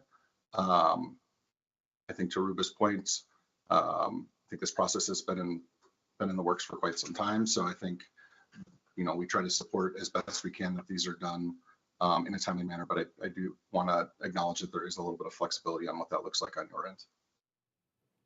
Okay, so with that information, a couple of things that I have additional questions. So you referenced SMART goals, for example. So I guess I would ask you to point to the SMART goal that you were speaking to regarding the housing stability. Is that the overarching goal, or that's the one that you were talking about? So by December 31st, we obviously have a time frame, 2029, enhance access to safe and affordable housing for improved community health. How is that going to be measured? Enhance access to safe and affordable housing. So this is a collaboration with the City of Colorado Springs Housing and Homelessness Response Department, and this was specific initiatives that were adopted from their plan. So in collaboration, they have their own standards and metrics, but those measurables are identified within that CHIP document that you're looking at. Okay, so I just will say respectfully, I actually think it's light on SMART goals and things that we can actually measure. So I'm a little bit concerned about that, and it's one of the reasons why I asked the questions about the statutory requirement, because I think that understanding there's data, there's all this framework, but I also know that there are a lot of things that can be excluded, whether purposefully or just not having the full voices at the table. So for one of those things, access of care, there are actually some studies out there, and I'm hoping that there are some folks that are familiar with this, that actually show that access to care, or making sure that people have coverage in those things, don't actually necessarily lead to good outcomes. I think what we're getting at is there's some maybe more upstream things from that. We're talking about probably access after the fact, whereas focusing around nutrition and diet, and I just not am seeing a lot of those things that are the more upstream prevention type things that we could promote to the community through that. So I think because there is some flexibility on this, we have 4 brand new board members who also did not have an opportunity to weigh in on this. My suggestion is that maybe we take a bit of a time, take a bit of a beat, and go back a bit. And do a little more assessment and thinking through this, because I do think that there are some things that are not measurable in here that I think we're going to struggle with. I also think, and you mentioned one of the strategic goals of El Paso County, which I'm really grateful for, because we obviously really focus hard on that strategic plan, but I'm a bit worried that we're getting really far off course of what the role of public health actually is, especially on some of this housing stuff. Understanding that that can be a piece, but that to me is a little bit concerning, and I'm sorry to say at the city, I don't, I'm a bit worried that we're not, that we're drifting away from what the core mission should be, and that is concerning to me, not only from this, but from a financial perspective. The organization probably can't sustain going off of their core mission, as I know that we are very frugal here, as we are. So my recommendation to this group would be that we actually need to take a bit more time on this. This is 5 years. And a couple other factors that I think are something that we should consider is we are also obviously looking for a new director. They're going to come in with this brand new plan, and we may have some new perspectives and some new things. We understand that a lot of it's data-driven from a lot of that community collaboration, but I think that leadership is also very important. So it would just be my recommendation that perhaps we take a minute and we step back and we do a little more digging into this, because it is a 5-year plan. And if we do have some flexibility, again, as I said, especially with having so many new board members, having a new director coming on board, that we take some time to focus in a little bit more and answer, or come back to answering why we're not dealing with some of the other issues. Can we get to more measurable goals? Is housing, honestly, that's the one that really concerns me. It seems really far out of where public health should really be looking, in my opinion. And that's very understandable. And so the effort in understanding that public health does not have somewhat of a direct impact on housing, because it was highlighted, and data, because it was highlighted within the community health assessment, it's also important to not neglect the fact that this was a data-driven, community-driven, community input gathering of information and prioritization for this. So I understand where you're coming from. It's hard to justify how we say we're going to prioritize all of these we want to prioritize all of these areas -1. And so part of the housing effort is understanding where we lack in public health in that initiative, and collaborating with those that are already doing the work, which is the city of Colorado Springs. And so they're very excited to make that collaboration. We've adopted their initiatives, so it's not like public health is going to head that effort. It's them making that, making those, this is part of their plan that we are in support of, and they are in support of, the other priority areas, because it does link. All of it is connected. When we talk about behavioral health and mental health, and just health in general and access to care, these are all things that are intertwined at some level. Absolutely. I mean, it's very difficult to pull all of those pieces apart and not completely understand that. However, I'm hearing you saying we're adopting Colorado Springs. This is El Paso County Public Health, and so I also have concerns that we're not reaching outside of what those Colorado Springs initiatives are. So it doesn't seem very inclusive of all of our community on that. And again, going back to those upstream things, I'm looking at things around suicide, and we talk about drug overdoses, and then we talk about suicide, and we talk about crisis intervention. But this is, again, looking more upstream. So I also serve on the Opioid Council. I have a brother who died from an overdose. I have a nephew who was diagnosed with bipolar disorder and schizophrenia as a result of using high-potency THC. And if we look at that coroner's data, we also know that those kids who are dying from suicide also have all of these drugs in their system. So I wish that we had looked more, and this is evidence-based, and I know that you all know this, but we've gotten so many good presentations about how much more taking, especially those high-potency THC drugs, results in suicidal ideation. So I don't see a whole lot of those things built in upstream, and I think that is a part of the discussion that needs to continue to happen. Definitely. So that's just, again, my feedback to the board is appreciate all the work. I agree. I know there's been a lot of work. I know it's hard when you have a board changeover like this. Sure. But I really believe for a 5-year plan, I don't want to just rubber stamp and move forward. I really think that this is an important document and we need to take it seriously. And I just really think that we could do a bit more work on it and talk about what some of those things are that we could be doing that would be, in my mind, a lot more in line with our core public health strategies, encompass the entire county, and also deal with those upstream issues that I think are really critical for our community. Thank you. And then in response to that, so I also want to emphasize that this is not the only community health improvement plan that will happen. Because it is a statutory requirement, we will do this in another 5 years. And in those 5 years, once we hit 2029, even when we hit 2028, we need to start working on the next community health assessment. So that community health assessment will then look back at the last 5 years of data, and your points will most definitely, I'm sure, be highlighted within that. And so I won't be here then, so I don't really want to wait that long. No, I understand, but this is also to kind of maybe give you some comfort that what we're addressing is data from 5 years ago, and this is in response to that of what we can do now. And so the data that you're seeing now in the next 5 years, that's something that we're going to have to, assess the health needs and status of the community that will be implemented in the community health assessment, thus the community health improvement plan and so forth. So not to say that it's hard to address what is happening today in the present time, but in an effort to follow the CHAPS process and that procedure, it is important to recognize that we're kind of working on data from back then in response to what we can do right now. Yeah. Respectfully, I understand the process, but none of that data has changed. These are still issues that have been existing for a very long time in our community. So I don't think the process is a barrier. I think that we just did not get to the right.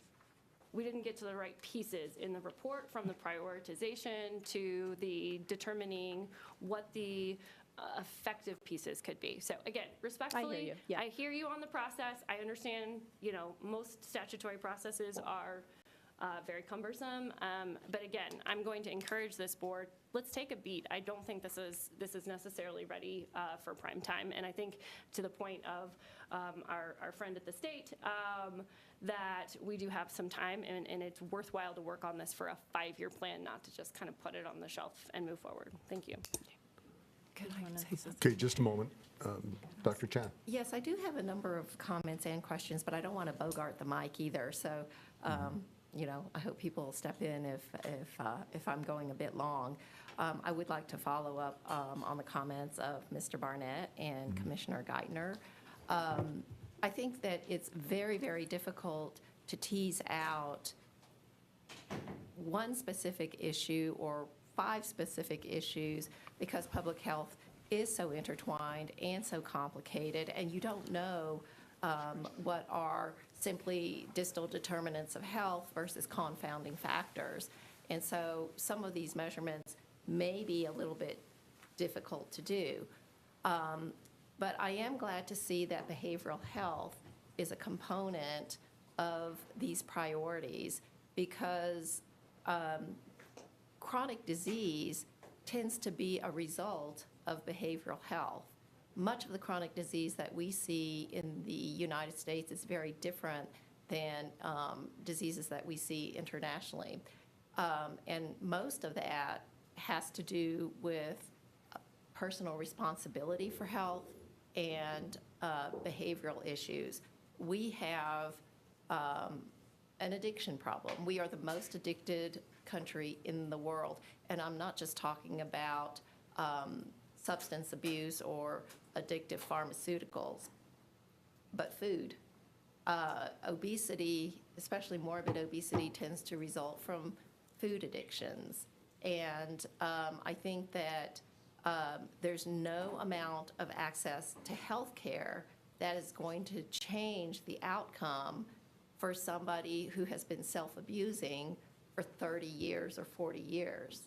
That extends from everything from alcohol to tobacco to opioids to over-ingestion of calories. And so they're both right. These are very serious issues. They account for the highest number of life years lost, the highest number of disability-adjusted life years. And so these are very important things to address. We've talked about it quite a bit on the board during the CHA presentation. I do seem to recall, and you can correct me if I'm wrong, but some of these priorities, which are actually addressing morbidity and mortality, which is fairly low at a population level perspective. I mean, obviously they're significant clinically, but we are not clinicians. We are not supposed to be clinicians here. We are public health. And so some of these priorities actually result, even if successful, in impacts that are fairly small on a population level. But my understanding is that some of these priorities were chosen simply because of funding. Is that correct? Some of these priorities were based on the input of the community organizations, community partners that we have on the Healthy Community Collaborative. So I also want to emphasize that this CHIP is not El Paso County Public Health's CHIP. It is a community-driven CHIP. So these were priority areas that were prioritized by the HCC based on these organizations' involvement and capacity and engagement in pushing change in these efforts. I see. Okay. Okay, I'd like to switch to my next comment, and that is sort of in line with what Commissioner Geithner was saying. It actually looks like on a number of these, say, log frames, is that the metric or indicator or whatever you want to call it is actually measuring more output than outcome or impact. And so at what point is there going to be an outcome measurement? You know, just looking at one thing, the access to health care. The metric is access to health care, the number of patients who gain access to health care. But I think that certain metrics historically were historically used output metrics as a proxy for outcome. But since we're able to measure outcomes now, at what point are we going to be measuring outcomes rather than the proxy? So there is the community health, the Colorado Health Institute, which issues out their somewhat of a community health assessment, which is like a community health access survey. And that data, which is very thorough, they identify access to care, and they identify all of these access to care outcomes and outputs. And over time, I mean, again, this is a long-term plan. So what we can track annually, what we can track biannually is very important for us to have specific metrics to support each priority area. However, we do use secondary data from the Colorado Health Institute to show us more of an, what you're calling like the collective output, the collective measure. Does that make sense? I'm not sure I'm clear on that. What I'm asking is, at what point are outcomes such as morbidity, mortality data, hospitalizations, days in hospitalizations, dollars spent on healthcare, QALYs, dailies, at what point are those measured and reported versus the metric of an output, which is the number of people who gain access to healthcare? I mean, is that something that we can answer? Because, I mean, the only thing that I can think of is referring back to the the Colorado Health Institute data. So that data shows exactly what you're referring to. And we pull that data in addition, so that's our external, that's one of our external sources of tracking the data and tracking the metrics in addition to the internal efforts that we have.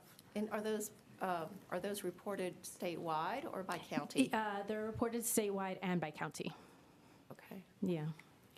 So we should be able to see improvements in that county information, but it's not going to be provided by this particular program. It's provided by a secondary source.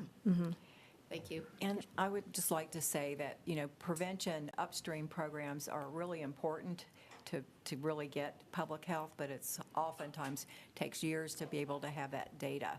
And I know that we're doing the best we can with outputs, outcomes. As you know, Dr. Chan, takes a long time but we could say, okay, we want to do outcomes in 10 years. What are the outcomes of all of this in 10 years? It might not be complete, but it would give us some idea. But I do think prevention is really hard to measure because you don't exactly know. And I think diet and exercise, sleep, and all those things are really important to all of our well-beings. And I do agree with all of that, and I think that it's important. And I do see it in all of this. I mean, it affects mental health, physical health, chronic diseases, and all of that. It's hard can't legislate someone to lose 15, 20 pounds. You can only encourage and educate, and we only have so much money to spend here in our county, and where everybody's trying to, have leaner budgets and all of that. So it's what we can do with collaborators, partners in the community. And that's where I think this came from, is really we're kind of the facilitators, and then we've got these partners out in the community that are going to be addressing all of this. Is that correct? Absolutely. Yeah, based on their capacity and as so well. There are probably some outcomes for like suicide prevention. Yes, absolutely. I just want to kind of inform the process of this and how it works. So the community health assessment, all of the data, like sitting through the many community discussions that, the community members were presented with data, and then there were discussions, and then there were votes from the community about what the priorities would be. From that, you look at the priorities, and what we tried to do as a steering committee for the HCC was say, because understand all this work is being done by community organizations and facilitated by public health. So my organization, for example, we're involved by our goodwill. We're not receiving funding. We're doing what's within the capacity of our organization.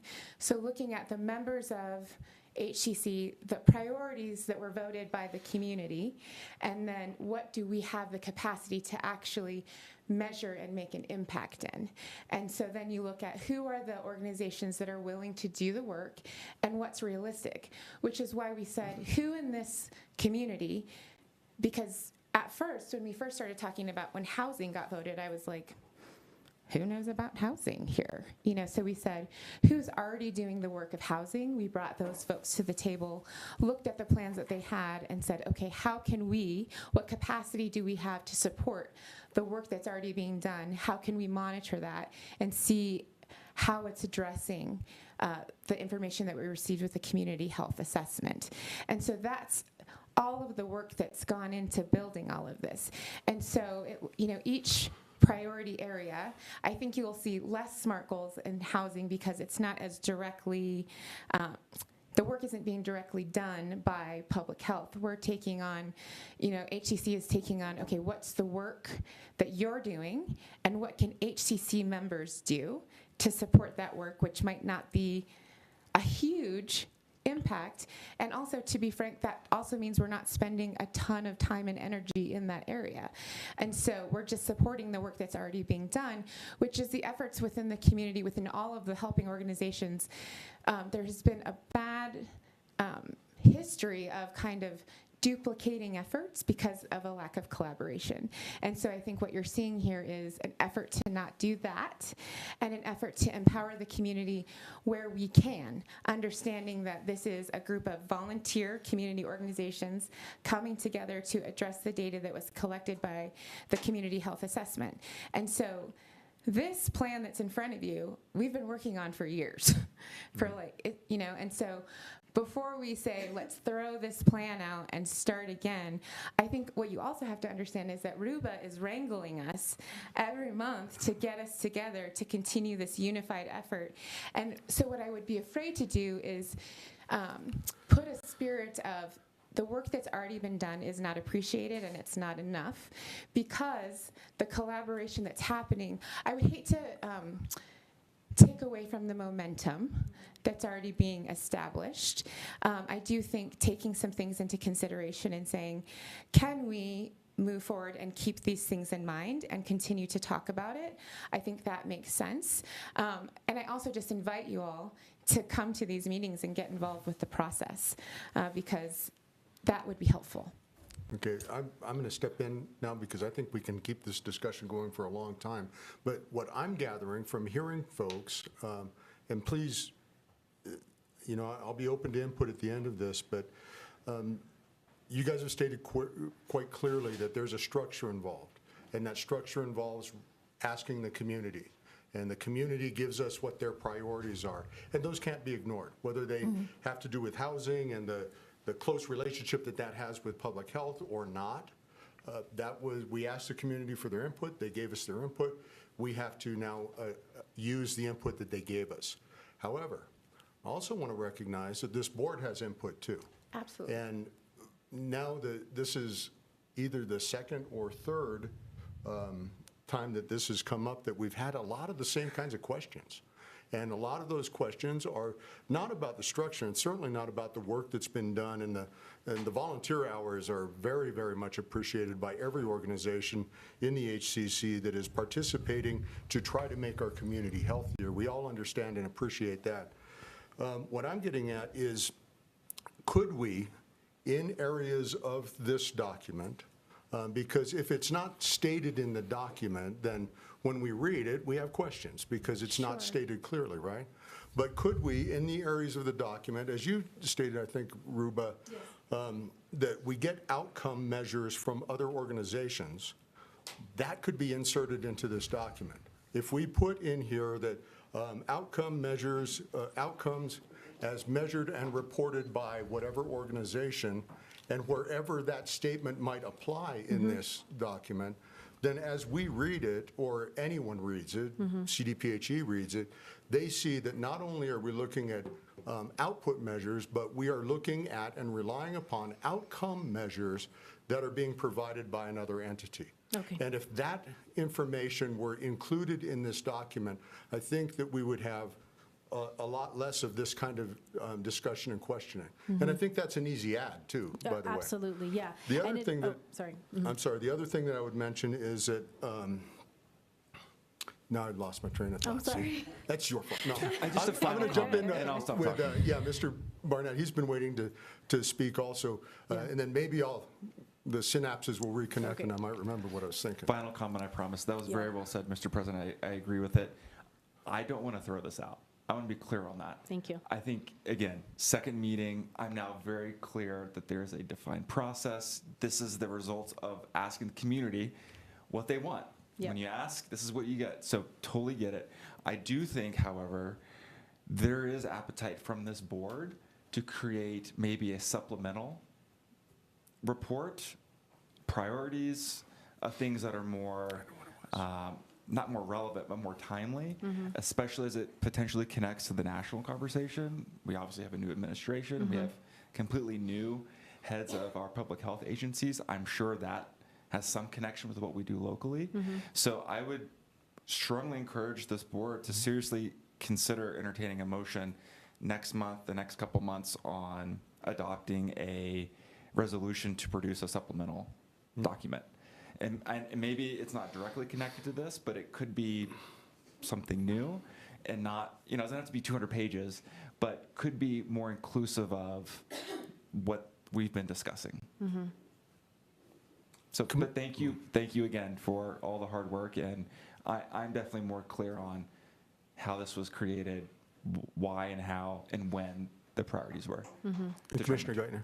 Thank you. I want to be clear. I don't think anyone was suggesting that we throw the whole thing out. I think that there's refinement, or a supplemental is another way to put it. I'd actually like to make a motion that we table this.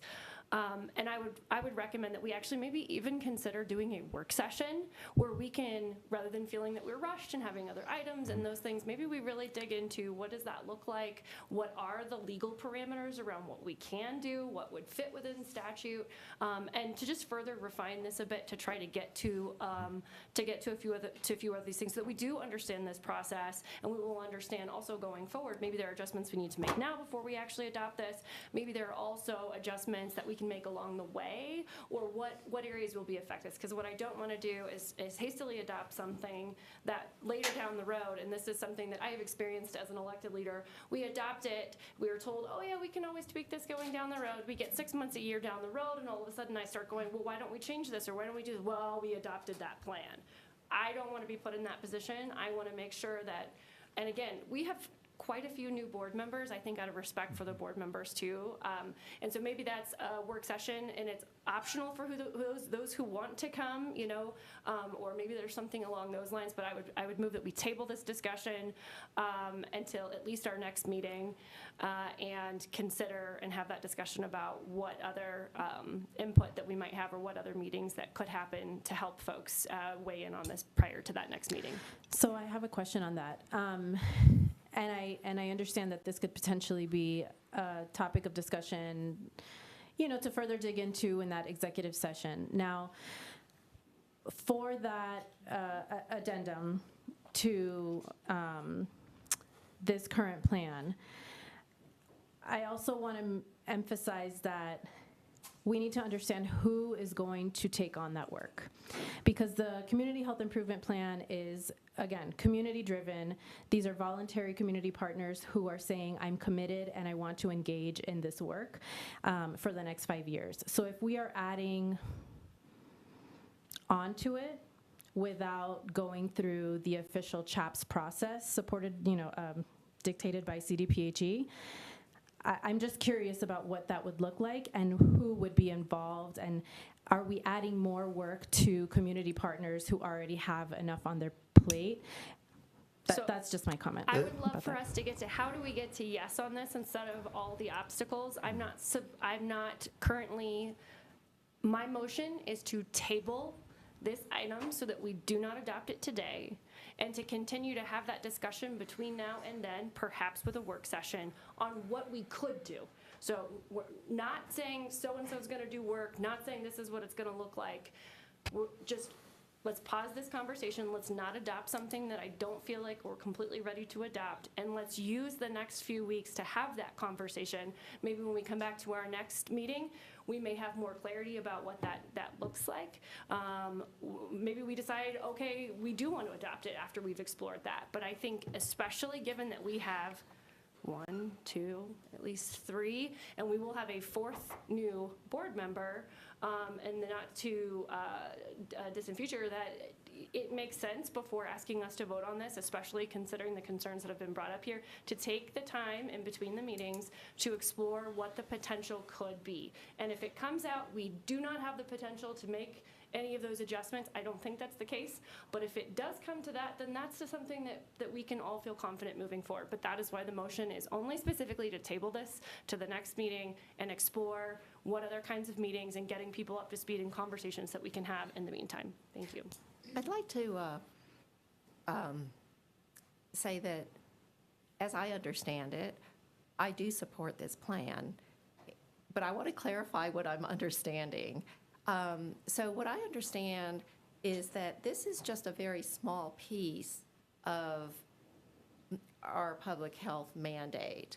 And the way it's presented makes it sound like these are our priorities for the Department of Public Health, but this is just a small piece, and this is the community component of it. Absolutely. And so I do support it because I do think that we need community involvement. And even though I feel like our role is to lead rather than to follow, I don't feel that we're following in this instance. I think that it's an important collaboration, and we need to make sure that the concerns of the community are addressed. But we have other things to address as well, which we will address in other ways. I think that when we say that this is the community health improvement plan, and then these priorities are listed, it makes it sound like that's all we have as priorities, but they're not. They're It's not. just within this plan. Exactly. And if that's true, then certainly I do support the plan. Maybe I think that the metrics and reporting, might be improved, but I don't necessarily think that it has to be the purview within this plan if it's being done Right. by another Yeah, organization. and it's very hard to pause the work that's already in motion by our community partners, because again, as a community-driven plan, this is something that, El Paso County Public Health is facilitating, but our community partners are dedicated and committed to the work that is already in motion, and to prevent the silos, we want to make sure that these efforts are not duplicated. Okay, I'm going to, again, jump in, and I think that was well stated, Dr. Chan. This isn't the strategic plan for the El Paso County Health Department, right? This is the community part. That's why community is in the name. We asked the community, and this is what they gave us, and this is what we have to work with. Understood. We got that.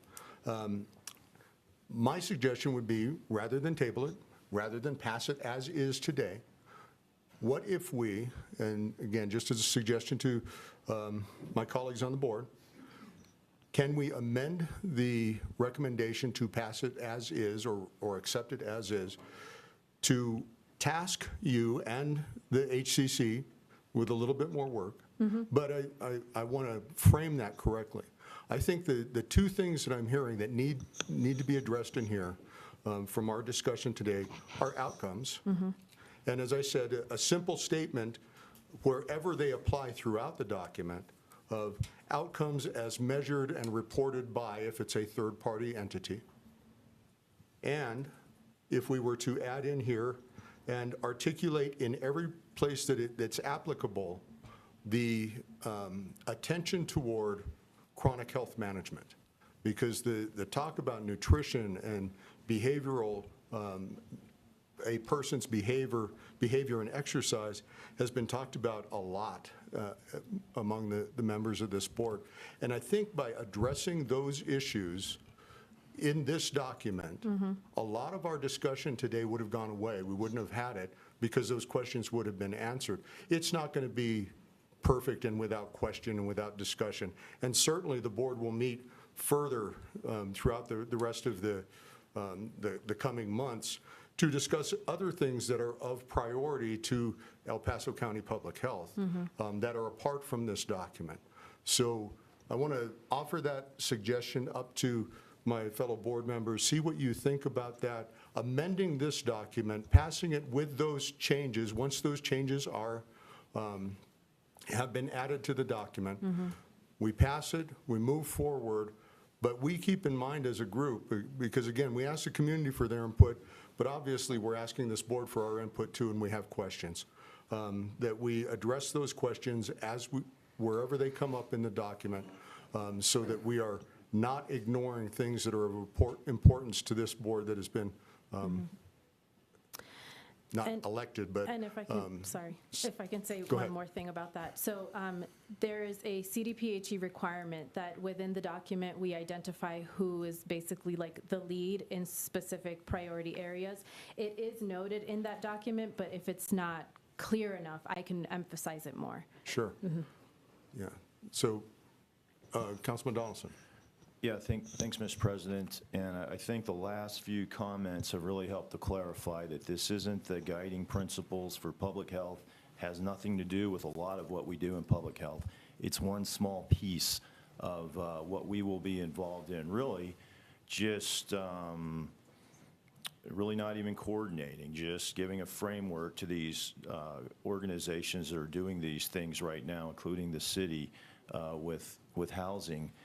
And so I don't know if there's a way we can just add your amendment to it today and go ahead and vote on it.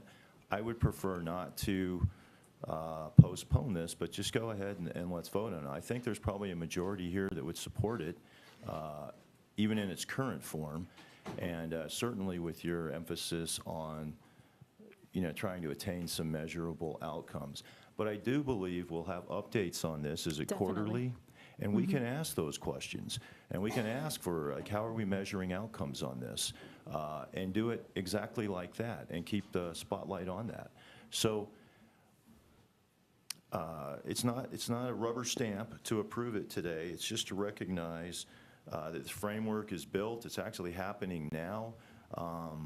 And I do believe there's support for it right here. The concern, well, what's the expense of this going to be to the Department of Public Health? They're really, my understanding is minimal to none, right? These things are being done by other organizations. Correct. We're fulfilling a state requirement. So I don't know if there's a way to have an amendment with your goal, or Right, just go ahead we and vote. probably can't. But I think that those goals and what the discussion of the board are well stated, and any of the partners who you are representing right now need to be aware of what our concerns are. And it's not a concern over what has been done. I think we're all solid on that. We get what's been done and appreciate the number of hours that have gone into this document. However, what we would ask for is on those quarterly reports that we would address those things, what the outcomes look like, what the, how every organization, their awareness of and movement toward healthy behaviors that will get on the, I love the term upstream side of the chronic illness thing. And I'm sorry I'm at a loss for words, but I think that we're close. I appreciate you, Councilman Donaldson. I think that we do have the votes to pass this as is, but my charge, I guess, to you and the HCC is not necessarily just as is. Please look deeper into those outcomes. Look deeper into the things that you've heard today that are of importance to this board. And you have a different motion on the table. I think we have three. It hasn't been seconded. Well, mine's not a motion, so I think we got two. Okay. But then- Carrie made a motion. Yeah. Yeah, So we can't change her motion without finishing the motion on the table. correct. Which needs a second, the motion does. Correct. So I'd ask for a second so that we could do that motion, and again, just state, you may have the votes to pass it, you can certainly do that today. But I think it would be better to take a bit of time, because we don't have a time frame, and try to get us all supportive of it, rather than push it through. It's not pushing it through. And not allow those who are newer here and those who have expressed concerns the opportunity to explore that. So I would ask for a second. Can I just ask Commissioner Geithner a question then? Would you be in favor of at least approving this if we also had a motion that we would have an executive, not an executive session, but a focus group or a work group among the members of the Board of Health to talk about chronic disease prevention and what we as a health department can do in that area? I would love to do that, but I don't want to adopt a plan that I think still needs some tweaking. And so I don't think that alleviates my full concerns, because I'd like to take that time to see if there are some tweaks that can be made to this plan. And maybe at the end of that, I say, you know what, I think you're right. But considering that, again, newer board members have not had the opportunity to weigh on it to this, I think I'm asking my fellow board members here for the opportunity to take some time to explore whether or not some of those tweaks can be made. I don't think a month is going to hurt this process. I understand we're not asking to go backwards. It's simply a matter of taking a month before we officially adopt it. That way, if there are some tweaks or changes that could be made that would alleviate some of the concerns that have been discussed here today, not going back to the beginning, maybe it's looking at more of that data, maybe doing some of those amendments. I don't see what the rush is to get it done today when we've heard that that is not, it's not a statutory requirement. So I'm asking for respectfulness from board members to just say, could you just give us a little bit of time as new board members to understand this? Maybe we come out of it with saying that there's nothing, but maybe we come at it and we say we're actually able to add in a little bit that we would all enjoy and feel much better about having a solid adoption of this. That is my recommendation, and I thank you for the question. Okay, we've got two motions. We have a motion and a second to pass it as is. We've also got a motion by, There wasn't a motion, and the only motion on the table is the motion we have finished. Mayor Hebner, we have a motion and a second.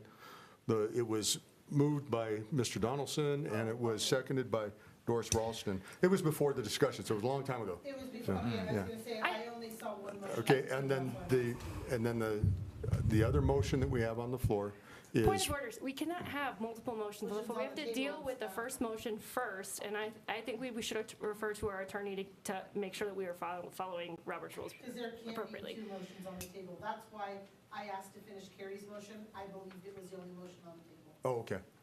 We had one prior. Yeah, so I think we have to deal with the motion that's on the table. I'll just defer to the board as to what was the actual first motion made and on the table. That's I guess I'm confused because I believed we were dealing with one motion. Okay. Mr. Donaldson, you made the first motion. Yeah, but, I mean, not to turn this into Robert's rules, I think Carrie's motion is an intervening motion to table this. And so if there is a second, then we should vote on that. If there isn't a second, then that one just fails for lack of a second. I'll second Okay. Commissioner Geithner's So then we should motion. vote whether or not to table this. Before we vote, let me ask one more question. The plan, the objectives and metrics as written, they're quite broad. How iterative is the implementation and execution process for this plan? Say that again. Well, I think what Commissioner Geithner, and you can correct me if I'm wrong, is concerned about is that if we pass the plan as written, any changes to the plan or any suggestions, any iterative process would no longer be possible because the plan is set in stone. That's not the case. Okay. That's not the And case. so my question is, how iterative is the implementation process as well as changes to the metrics or objectives? Should we see 3 years down the line that changes need to be made, et cetera? So when it comes to the measurables and metrics and the SMART goals, well, specifically the metrics, those are, we can edit those and adjust those based on what we're seeing in terms of the progress. So those can definitely be adjusted. And if they need to be more measurable, like stronger outcomes, we can definitely do that within the 4 priority areas. That, so you're saying that if we adopt the plan today, we could amend the plan at any point that this board chooses to take that up? Yes. However, I also want to emphasize that in amending priority areas, it does require redoing the CHAPS process. Which is why, Mr. President, I'm in favor of focusing on, I still support my previous comments, and maybe we can look into something supplemental or separate. I think now where I'm at is, I think we should focus on what we've heard from Dr. Chan and Commissioner Geithner on getting more crisp on the outcomes and metrics and what we're actually measuring. So that's where I'm at. Okay. All right, we have a motion and a second to table this discussion. And thank you to all of my colleagues who are correcting me on the Roberts Rule thing, because I'm obviously out of my depth on that. So I'm going to call for a vote, and this vote is whether or not we table this to a later date, table passing this, voting on it to a later date. So all in favor, let it be known. I'm going to ask you to say aye and raise your hand so I can get a count, okay? Let it be known by saying aye and a raise of the hands. Aye. Aye. Okay, I count 3.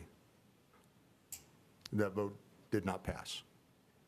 Now, can I defer to the second, or the original motion, which was to accept this as written, but with all of the discussion that you're all aware of? Not as written, to accept with amendments, correct?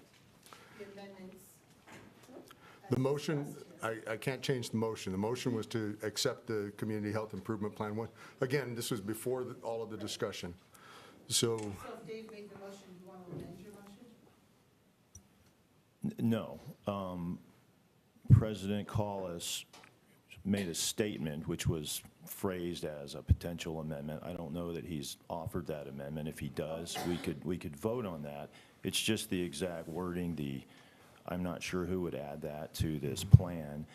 Personally, I think we can achieve those goals of being sure outcomes are being measured in these quarterly meetings we have, or in a supplemental meeting where we make our desires clearly, we clearly document what we want to see in this. And I respect and appreciate the goals of my colleagues on this board who want some more clarity in this. Dr. Chan and I were talking about this months ago. I just believe this process is with organizations outside of public health. And really, you know, we will keep an eye on what they're doing and in these meetings, try to achieve what we're talking about right here. So I think it's, sometimes the perfect can be the enemy of the good. I think this is good, past this. And at these quarterly meetings, we focus on how are we measuring these things. So the motion is to accept this Community Health Improvement Plan.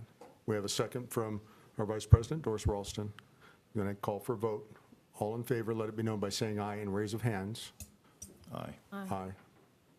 And I count 5. So the motion passes. The Community Health Improvement Plan is passed. And hats off, we appreciate. For nays. Oh, I'm sorry. And the nays? I turned off my computer. And we have 3 nays.